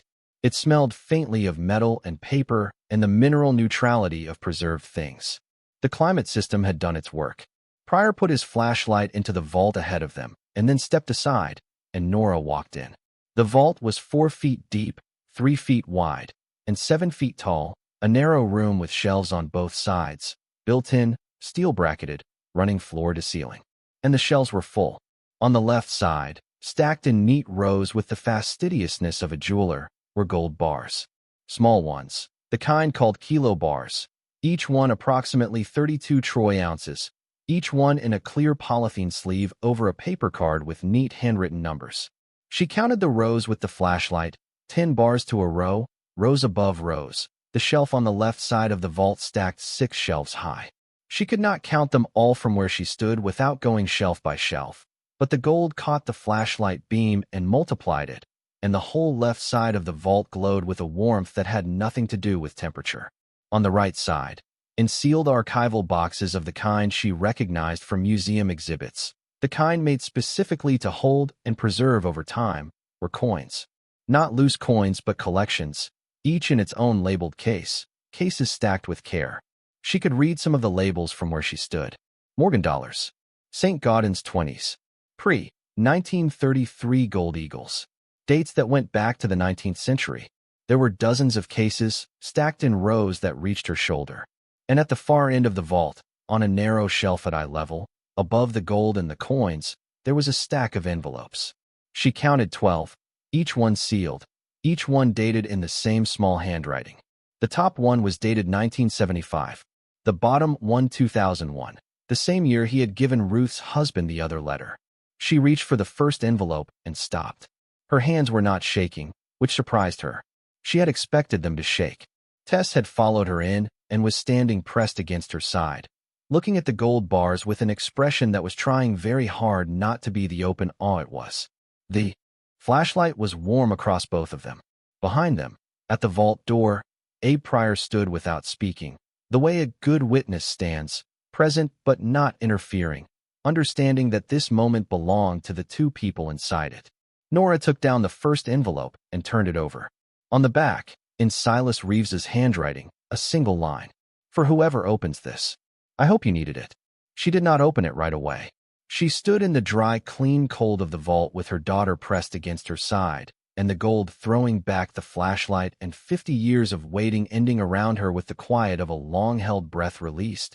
And she let herself understand, for the first time, in full, without the armor she had been wearing so long she had forgotten it was armor, that it was real. She had spent $350 on a broken building. And inside it, waiting with the patience of stone and precision machinery and one man's extraordinary, solitary care, was what Abe Pryor would take 4 minutes to calculate the rough minimum of, standing behind her at the vault door with his phone calculator and 40 years of trade knowledge. Arriving at a number, he said 3 times because he did not trust it after the first 2. The number was not final. It would take appraisers and experts and careful cataloging. But Pryor's rough minimum, based on the visible gold alone at current spot price, plus a conservative estimate on the coin collections, based only on what the labels showed, was not a number Nora had any architecture for. It was not a number she had any lived experience of. It was a number that meant, among other things, that Tess would have her glasses, and that she could fix the roof, and that she did not have to be afraid of the cold anymore. She held Tess close. She did not cry because she was too far past the kind of tired that cries and into the kind that simply receives.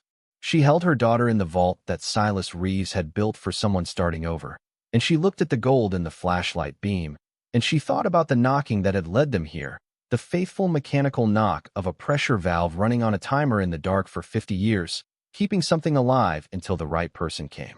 Something's knocking from below, Tess had said, sitting up in the firelight at 3 in the morning with her straight chin and her cracked lens. Like someone wants to come in, or like someone wanted, finally, to get out. She read the letters that night. 12 envelopes. She waited until Tess was asleep, banked the fire against the cold, and sat by the lamp with Hazel's flashlight angled over the hearthstone, and opened the first one. The paper was the same heavy cream stock as the letter Ruth had given her, the handwriting the same small precise script, and she understood immediately that these were not 12 separate letters so much as one continuous thing, written across 26 years in installments, the way a man writes to himself when he has no one else to write to. The first letter, 1975, was the shortest. 6 sentences. He wrote that he had finished the vault, that the installation had gone as planned, that he felt, for the first time in a long time, a thing he could only call right. He did not explain what he meant by right. He moved on without explanation, the way a man writes who does not expect an audience, and therefore does not bother with transitions. He wrote that the price of gold had been good this year, and that he had added to the collection accordingly. He wrote that the maple on the south side of the building had put on another 6 inches. He wrote that he was well. She opened the next one. 1977, longer. He had made a trip to the city, he wrote, his first in 3 years, to see a dealer about 2 particular coins he had been trying to acquire for over a decade. He described them precisely, the specific year and mint mark, the grade he had verified with his loupe, the price he had paid, and why it was worth it. He wrote about the city the way a man writes about a country he once lived in and does not miss, with accurate detail and no warmth. He returned to Cobb Hollow after 2 days and found, he wrote, that the mountains were exactly as he had left them. She read them in order, one after another, and Silas Reeves assembled himself in the firelight the way people assemble when the evidence is specific enough. He had been born in a city called Lwów in 1914, in what was then Austria-Hungary and is now Ukraine. His father had been a watchmaker who taught him the work of small things, the patience of the loop and the tweezers and the gear with 100 teeth. He had come to America in 1936, at 22, with the tools of his trade and a fair grasp of English and the particular clarity of a young man who has watched what is happening at home and decided not to wait to see how it ends. He did not speak directly about what he left behind in the 1936 letter, but in the 1982 letter, 7 installments in, writing on the anniversary of something he did not name, he wrote that he had lost his entire family in the war, his parents and his sister and his father's brother, all of them, and that he did not permit himself to dwell on this except on this one day each year, because dwelling accomplished nothing and Mira would have told him to stop, and he allowed himself the thought of Mira for one sentence and then moved on. Mira was his wife. She had been a seamstress in Philadelphia, where he had set up his jewelry shop on a street he named precisely, and they had been married in 1948.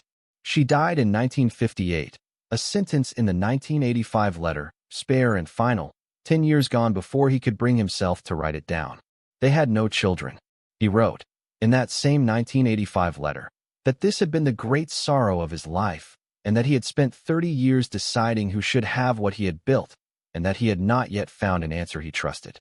He wrote, I keep thinking the right person will come. I have been wrong about this before. Perhaps the building will outlast me, and the question will answer itself. She set down the 1985 letter and looked at the fire. The right person will come. She thought about the SUV at the end of the driveway, about Pruitt's flat voice on the gravel, about the 2 men Ruth had sent away. She thought about how close it had come to going differently, how many versions of the last 6 months ended with Pruitt buying the parcel, and someone with a backhoe taking the building down to its foundation and finding the vault, and the vault going to whoever Pruitt answered to, and none of it, none of Silas's 50 years of careful, solitary work, going to anyone who needed it. She picked up the next letter. In 1989, he wrote about the cold that winter and the state of the roof and a family of foxes that had denayed under the collapsed east porch. In 1991, he wrote about the Gulf War briefly, 2 sentences, and then about the price of gold, which he watched the way most men watch the weather, as a fact of life with no moral content. In 1994, he wrote that he had made his last acquisition, that the collection was complete by his own definition and that he was satisfied with it, that he had done what he set out to do, and that the vault held, by his own conservative accounting, enough to set a person up properly for a generation, by which he meant in the specific practical sense of the word, not in the rhetorical one. In 1997, he wrote that he was not as well as he had been.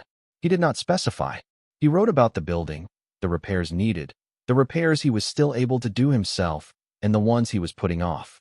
He wrote that the climate system in the vault was running correctly and that he had replaced the battery backup that spring. He wrote that he had considered writing a will, but that a will required a beneficiary, and he still did not know who that should be. The 2001 letter was the last. February, 3 months before he died, though he could not have known the timing.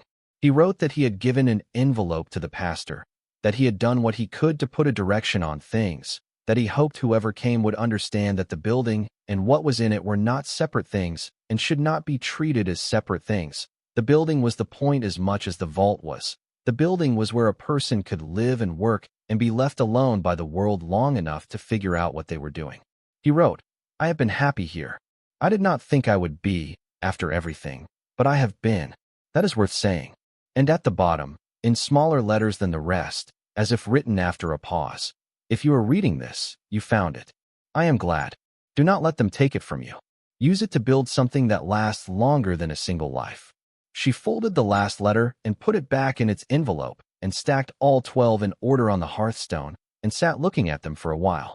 Outside, the mountain wind moved through the bare trees with a sound like water, and the parlor was warm, and Tess slept with her arm thrown over her head. And for a long minute Nora did not think about gold or appraisals or the deed recording in 14 days.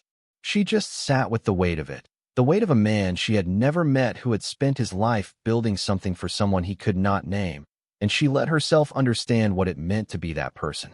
In the morning, Tess woke to find Nora still at the hearthstone with the 12 envelopes stacked in front of her and the fire gone to gray ash. And Tess looked at her mother's face and did what she had learned to do when she read something serious there, which was to be still and wait. "I read the letters," Nora said. Tess sat down across from her with her legs crossed, the sleeping bag pulled around her shoulders. She looked at the envelopes. Were they sad? Nora thought about Silas and his father and the city he would not name, and Mira, who died in 1958, and the collection he built alone across 50 years in a mountain in where nobody came. "Partly," she said, "but mostly they were honest. He just wrote what happened and what he was doing about it." Tess considered the envelopes one more time, then looked up at her mother.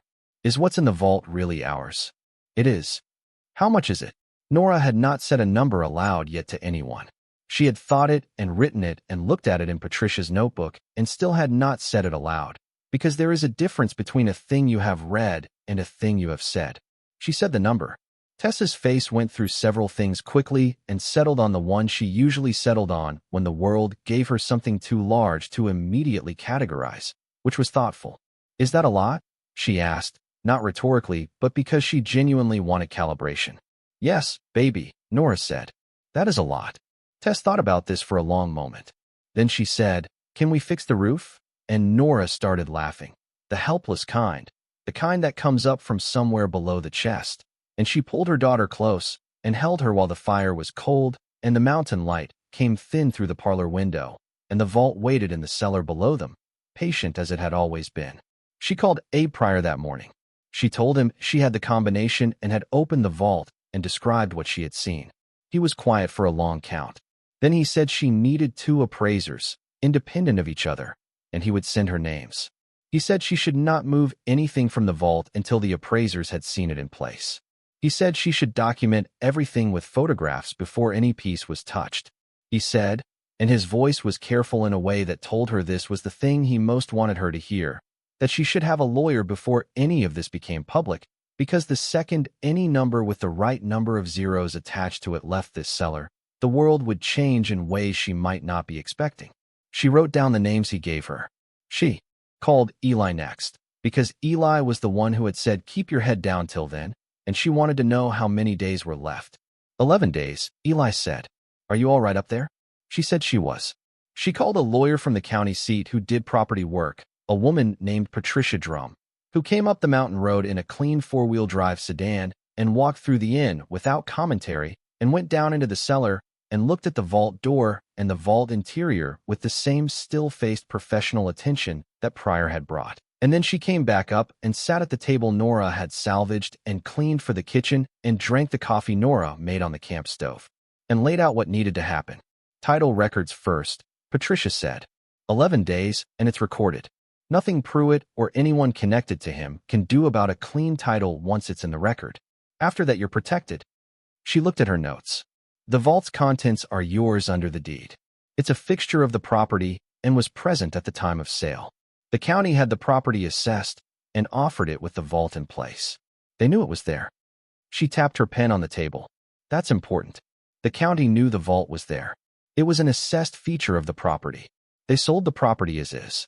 So did every prior owner back to when Silas bought it. The chain of title is clean and the vault was part of it." "What about the men who were asking about it?" Patricia looked at her steadily. "That tells me someone knew what was in there and chose not to report it to the county for proper revaluation, which is their problem, not yours." A pause. "Do you know who they were working for?" "Not directly." "Pruitt is a reasonable inference," Patricia said, not as an accusation but as a mathematical observation. He had motive to keep the assessed value low, so the county would sell cheap, so he could buy it and realize the value himself. That's fraud against the county, potentially. Not your problem to pursue, but useful as leverage if he keeps pushing. She closed her notebook. The most important thing right now is to sit on this information for 11 days, get the deed recorded, and then get the appraisers in. In that order. Nora spent those 11 days working. She repaired the east porch.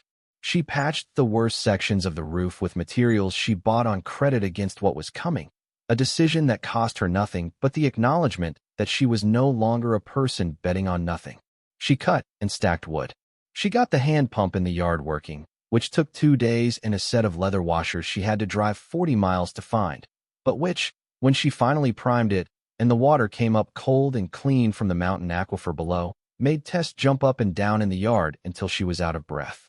They bathed in heated water in a tin basin and dried by the fire, and it was not comfortable, but it was theirs, and Nora had long since stopped expecting comfort to be the same thing as enough. She told no one about the vault. Not Hazel, not Eli, not anyone. She locked the cellar door each morning and kept the key on her person and let the building hold its secret 11 more days, the way it had held it 50 years. The pressure valve knocked 3 times in the night, regular and faithful.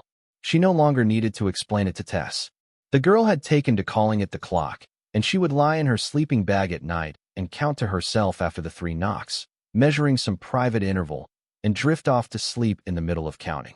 The morning of the 12th day, Eli called at 8:43. It recorded, he said.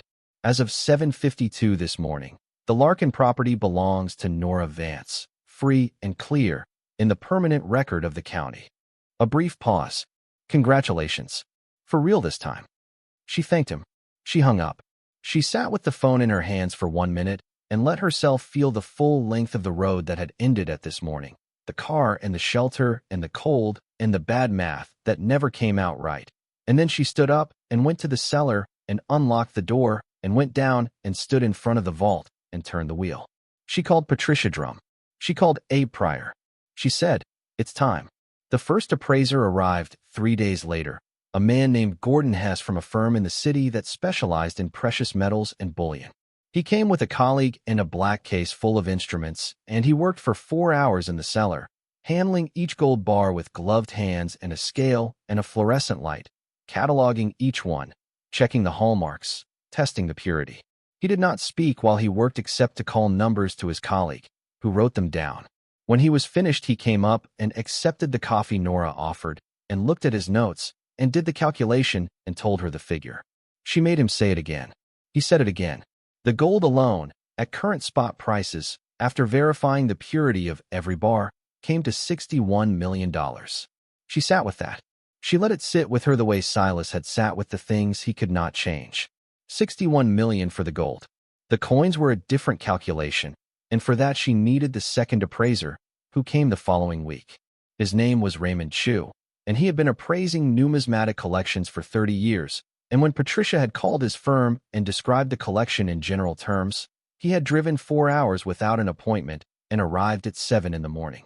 He was a small, focused man who, like Pryor and like Hess, had the quality of a person in the presence of the thing they were made for. He spent 2 full days in the vault. 2 full days, going through each sealed archival case with the methodical care of a man who understood that a fingerprint in the wrong place could change a 6-figure appraisal to a 4-figure one. On the afternoon of the second day, he came up and sat at the salvaged kitchen table and organized his notes, and then he looked at Nora with an expression she could not categorize, somewhere between professional and genuinely shaken. "I need you to understand something before I give you the number," he said. Whoever assembled this collection was not simply buying coins. He was curating them. The pieces he selected, the specific dates and mint marks and conditions, the combinations and sets, they represent decisions made by someone with a jeweler's precision over 50 years. In numismatics, the condition premium over face or melt value can be 10 times or 100 times, or, in some cases, the difference between a $50 coin and a $3 million coin. Your collector understood that. Every case in that vault shows it. He looked at his notes. The St. Gaudens double eagles alone include 6 coins graded MS, 67 or above. There has never been a single auction of 6 such coins simultaneously. The Morgan Dollar collection includes 43 coins graded MS, 66 or better, including 3 dates considered virtually unobtainable in that grade. He set down the notes. I could go through every case and tell you the same thing. He did not miss. In 50 years of collecting, this man did not make a single acquisition below the standard he had set for himself. He looked up at her. The collection appraises at between $390 and $420 million. That is a conservative range based on current comparable sales. At auction, with proper marketing and a good year in the market, it could exceed that significantly. She had been prepared, in the way you prepare for something you know intellectually is coming but cannot viscerally anticipate. She had been prepared, and she was not prepared. She put her hands flat on the table the way you put them flat when the floor moves. Patricia Drum, who was sitting across the table with her notebook open, wrote down the number with the focused calm of a woman paid not to react. And then she looked up at Nora and said, simply, "We have work to do." The gold at $61 million. The coin collection at a minimum of $390 million. A combined figure of $451 million. Before the bearer bonds Raymond found in the final sealed case, 3 sets of U.S. Treasury bonds from the 1940s and 1950s, fully valid, fully negotiable, accrued to a total of just over $22 million. Patricia verified them herself and made 4 phone calls and came back to the table and added them to the column. The final number, written in Patricia's notebook in her precise hand, was $473,400,000, pending final auction results on the coin collection. $473 million. For $350 and the willingness to try. She spent the days between the final appraisal and the deed recording, making a proper inventory of the vault, shelf by shelf, with a notebook and the flashlight and careful counting. She had not done it yet. She had been too busy getting the appraisers in, too busy with Patricia and the paperwork, and she wanted to do it alone, without anyone else in the room. 112 gold bars, each in its polythene sleeve, each with its assay mark from a reputable refinery, each documented in the handwritten ledger she had found tucked behind the archival boxes. Silas's record of his own accumulation, going back to 1969, date and price and refinery. He had never missed an entry. She ran her finger down the columns of his small handwriting.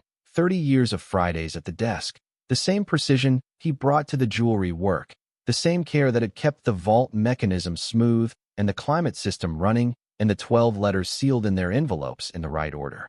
There was comfort in a record like that, in the evidence of a mind that had stayed clear and purposeful through everything the world had thrown at it.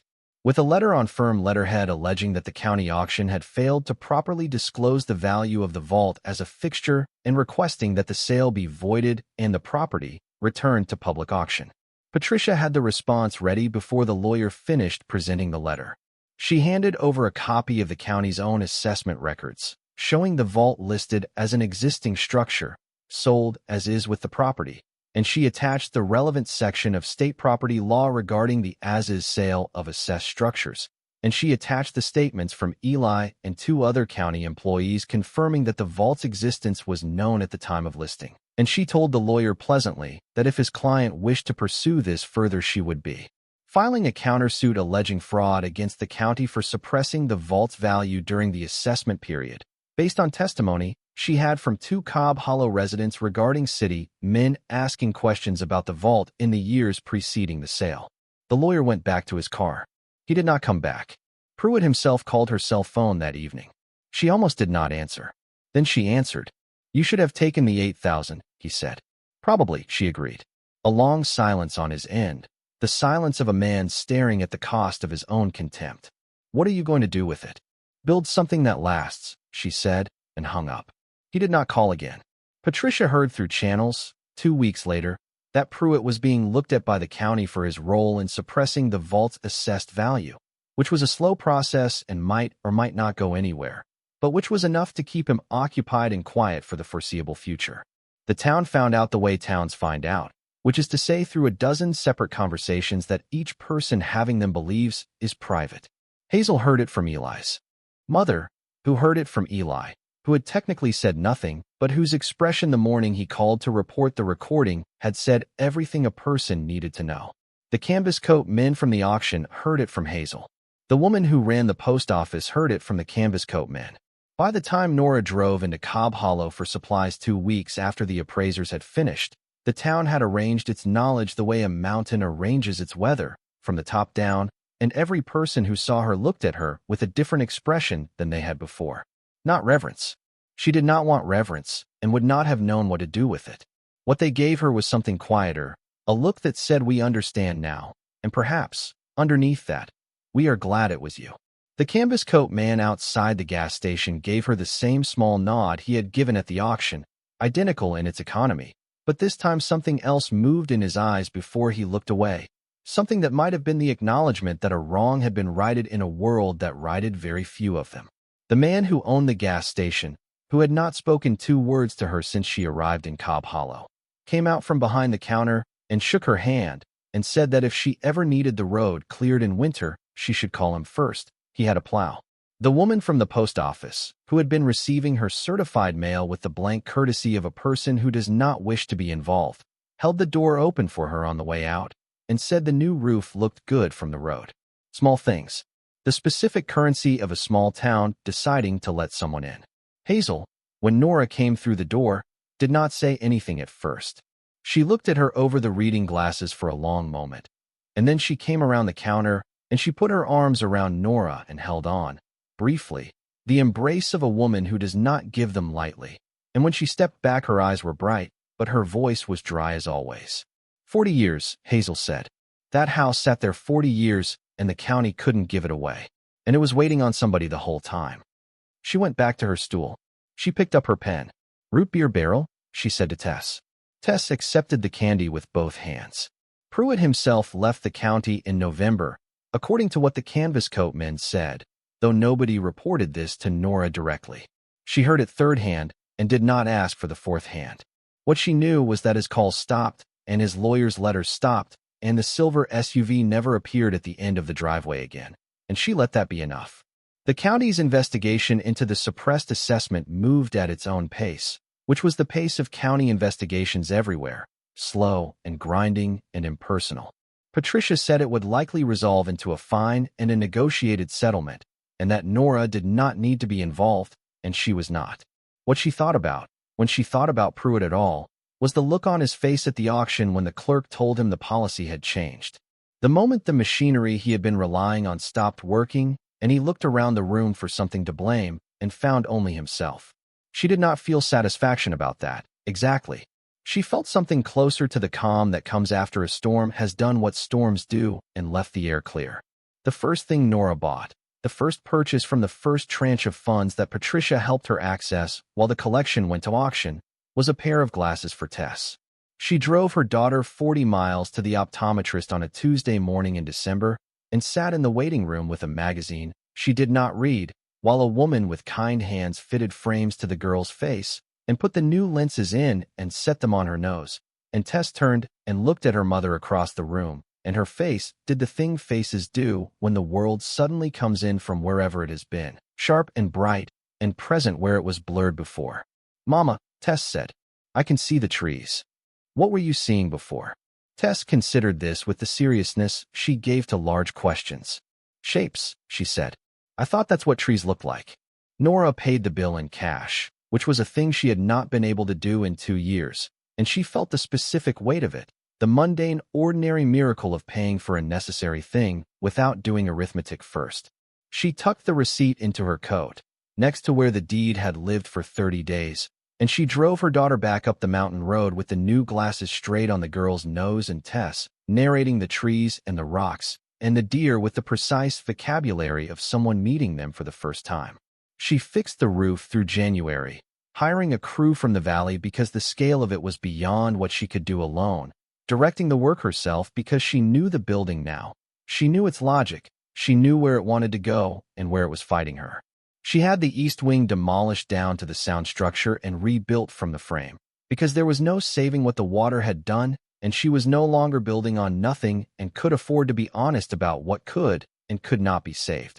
She had the hand pump replaced with proper plumbing tied into the mountain well, which required a week of trenching in frozen ground and cost more than she would once have earned in a year, and which she paid without flinching, because hot water from a tap was not a luxury, it was the floor. She enrolled Tess in the school in Cobb Hollow in January. The school was small, 14 children in 3 grades, with a teacher named Mrs. Hadley who had been teaching those same 3 grades for 22 years and who looked at Tess on the first day and said, without fanfare, "Sit anywhere you like." Tess chose the desk by the window, and she saw the trees from it every day, and she was, by Mrs. Hadley's second weekly report, doing very well. Nora chose a room on the second floor for Tess, the one the girl had asked about on their very first afternoon, the dormer room on the south side, the one with the window where the tree had taken root in the gutter, the tree long since removed, the window frame repaired, the glass new and clean, and looking out over the south yard and the mountain and, on a clear day, the ridge where the first snow came and went and came again. She painted the walls a pale green that Tess had chosen from a fan of samples with the considered authority of someone who has been waiting for this decision her whole life. She built a bookshelf under the window because Tess had started reading in December with the urgency of someone making up for lost time. The inn's auction went through the spring. Raymond managed it, with Patricia overseeing the legal side, and the coins went out in carefully sequenced lots designed to create the right kind of attention in the right rooms. Nora did not attend the auctions. She followed them from the inn's kitchen, which now had a working stove, on a laptop that also had working internet, watching the numbers come in with the detached interest of a person watching whether that has already decided to be good. The St. Gaudens lot went on a Thursday afternoon in April, and the final hammer number was $4 million above Raymond's high estimate, and Raymond called her from the auction floor with his voice not quite as composed as usual to tell her, and she sat at the kitchen table and looked out the window at the yard where the spring mud was turning to grass, and she said thank you, Raymond, and meant it for more people than just him. By the time the last lot closed, in late May, the combined figure from the auction and the gold and the bonds came to $471 million and change. $471 million, from a building that had been condemned and abandoned and laughed at, from a vault that had knocked in the dark for 50 years waiting for someone to hear it. Patricia helped her establish a trust for Tess, properly structured, the kind that would be there when Tess was 20 and 30 and 40, whatever she made of herself, whatever the world was doing at the time. She established a smaller foundation, named after Silas, for the purpose of preserving and sharing his collection's history, because Raymond had made a compelling case that the story of how the collection was assembled was worth telling, and because Nora thought Silas, who had written his own story in 12 envelopes over 26 years with no expectation of an audience, deserved one. The foundation would fund a small exhibit, not in a city museum, in the inn, in a room off the lobby that had been the original library, which still had its built-in shelves and its north-facing window and its plaster ceiling with the floral medallion that had survived everything else failing around it. Raymond was working with an archival team to produce reproductions of pieces from the collection for the exhibit, with Silas's letters and photographs and the story of what he had built and why. The 12 envelopes were framed and hung in the exhibit room. Not opened, not transcribed, not made legible to strangers. Just the envelopes themselves, in their cream paper with their precise handwriting, in 12 simple frames in a row along one wall, evidence of a man's long patience and his faith that the right person would come. Below them, on a card, she had written one line from his last letter, the one she had not been able to stop thinking about since the night she read it by the fire with the mountain wind outside and Tess asleep and the gold waiting below. I have been happy here. That is worth saying. Ruth Coyle came to see the exhibit in August. Her granddaughter drove her up the mountain road in a steady four-wheel drive and helped her in through the front door, and Ruth stood in the lobby and looked up at the repaired ceiling and the new staircase banister and the chandelier that had been rehung and rewired and held 11 working bulbs, and she said nothing for a long time. Then she walked through to the exhibit room and stood in front of the framed envelopes and read each one without touching the glass. When she came to the last one, she stood there a moment longer than the others. He would have liked this, Ruth said. Not to Nora, not to anyone exactly, just to the room. Edmund always said Silas was a man who deserved to be understood and wasn't, in his lifetime. He would have liked this very much. She turned and looked at Nora, and in the old woman's face was the particular piece of someone who has carried a thing a long time and has finally been able to set it down. Thank you for coming to find me, Ruth said. Edmund kept that envelope 12 years because he believed the right person would come. I kept it 4 more because I believed the same thing.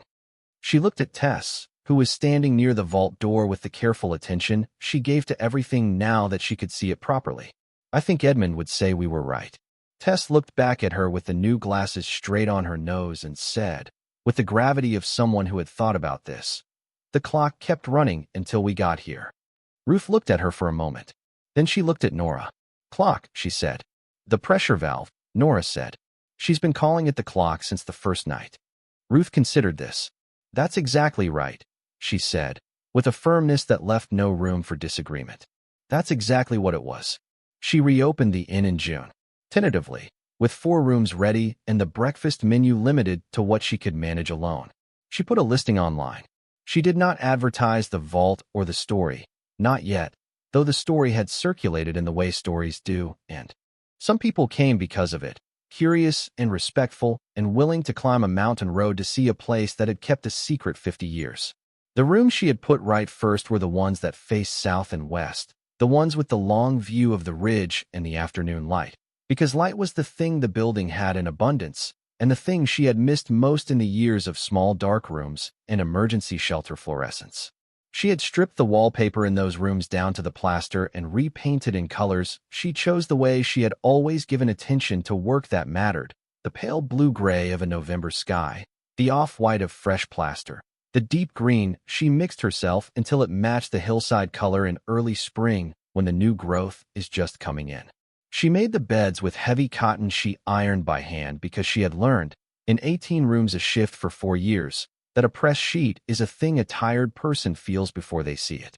She charged fair rates and fed people well and changed the linens with the care she had learned cleaning other people's rooms for years, the care you only learn by doing the work until you stop resenting it and start taking pride in it instead. The inn was not a luxury property. She did not want it to be. She wanted it to be exactly what Silas had wanted it to be, a place where someone could stop and rest and be left alone by the world long enough to figure out what they were doing. Hazel sent her the first overnight guests, 2 hikers who had stopped in the store asking about rooms in the area, and Hazel had called Nora from behind the counter with the 2 hikers standing there and said the Larkin Inn has rooms, and given them the number and charged them their supplies, and gone back to her ledger without ceremony. Nora gave them the best of the 4 rooms and made them breakfast in the morning, eggs from the neighbor 2 miles down the road who kept chickens, and bread she had been learning to bake through the spring by the method of making it badly until the batches were good. The hikers left a review that said the breakfast was the best they'd had in years, and the host seemed like someone who knew what this work was really for. By August, she had all 11 guest rooms ready.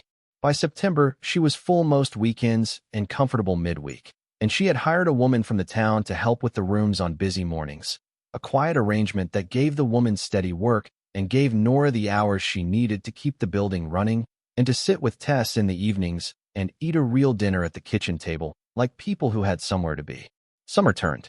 The mountain lost its leaves again, as mountains do, stripped back to the gray bones Nora had first driven through in November, her daughter narrating the rocks and the deer from the passenger seat, the heater dead, the Corolla carrying everything they owned. A year. It had been a year since the listing on the phone screen at 2 in the morning and the certified check and the folding chair and the crack of Pam's gavel.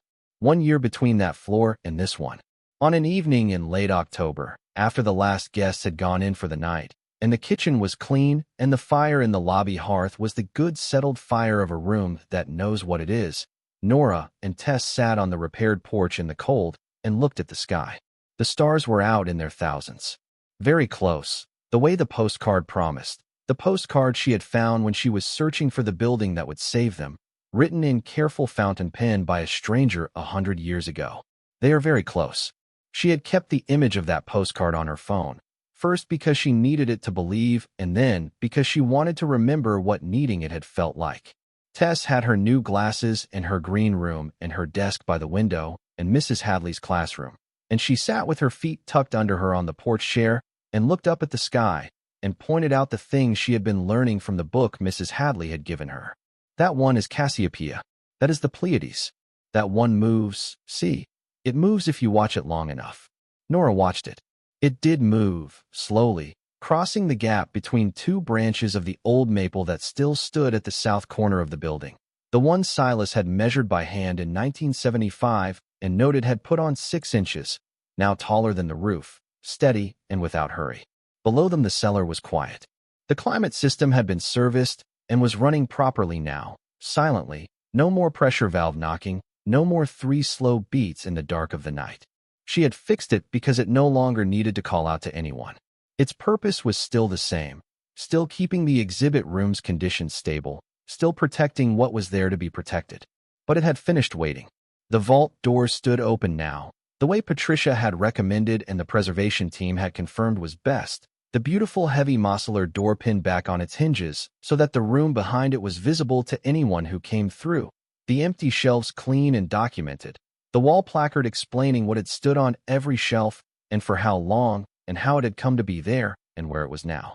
People would come and stand in front of that open door. She had already seen it happen, the first visitors standing in the cellar doorway looking into the vault, and the thing that crossed their faces was not what she expected.